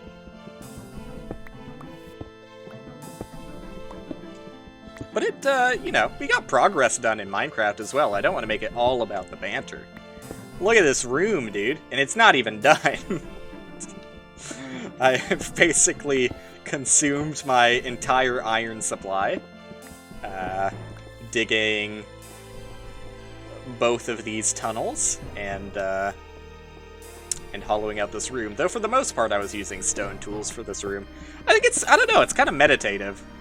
I know it's probably not the most entertaining content from a gameplay perspective. I fully understand that. But, you know, I don't think the gameplay always has to be the focus. I think it's, honestly, like, better for me to have some games that I'm the focus. Not to make it seem like I'm all, you know, that confident in myself and think I'm worth getting the spotlight. But, to some degree, I don't know. I go back and forth. Like, there's a weird, jarring intersection. There's a weird, jarring intersection between, me making self-deprecating jokes and me making overly confident jokes. And they both exist in the same guy. But I also think that both are funny, so I'm probably gonna keep doing it. Though, I don't know. I mean, like I said, I don't really have confidence issues. Though I you know, can be self-conscious at times. I don't let it get to me to the point that my self-image is ruined or anything. Which is why, you know, I can do self-deprecating jokes and just laugh it off, because, you know, I don't know, I think that making fun of yourself is, like, part of the key to modesty. Not that I'm the most modest guy. I mean, what modest guy would ever brag about how modest they are, right? But I think that making fun of yourself whenever possible helps, for sure. Alright, so I'm not sure how I want to do this. I think it might be fun if I... Oh, and it works out pretty nicely, because it's an odd number here. I think it might be cool if I had, like, a farm as, like, a strip down the middle. Because I don't need that big of a farm. You don't have to eat food in this game, outside of to heal yourself. I think it would be nice to have, like, a strip of, like, wheat down the middle here. I'm not sure how wide I'm gonna make it. I might have it go there as well, like, all the way wrapping around here. And then trees are gonna be on both sides. I think that would look nice. That's it for now. For Minecraft, at least. God, fucking... That's not even accurate, dude. What fucking number is that? 4,815,000,000? 162,342. Notch, you lying sack of shit. As if I needed another reason to be upset at Notch. Okay. I'm gonna be done with Minecraft for now. I'm gonna go pee real quick. And I'm gonna be back for Boomerang X. If you've been enjoying the stream, since I don't really say this ever. Also, my flux just turned off. There you go. I brought it back by right-clicking on my desktop. I don't say this ever, because I don't know. I just kind of assume that people aren't watching the stream, because I don't have my viewer count on or anything. But if you liked it, consider following. And if you're already followed, cool. Thank you. Glad you're enjoying yourself. But yeah, I will be right back after I use the bathroom real quick. See ya!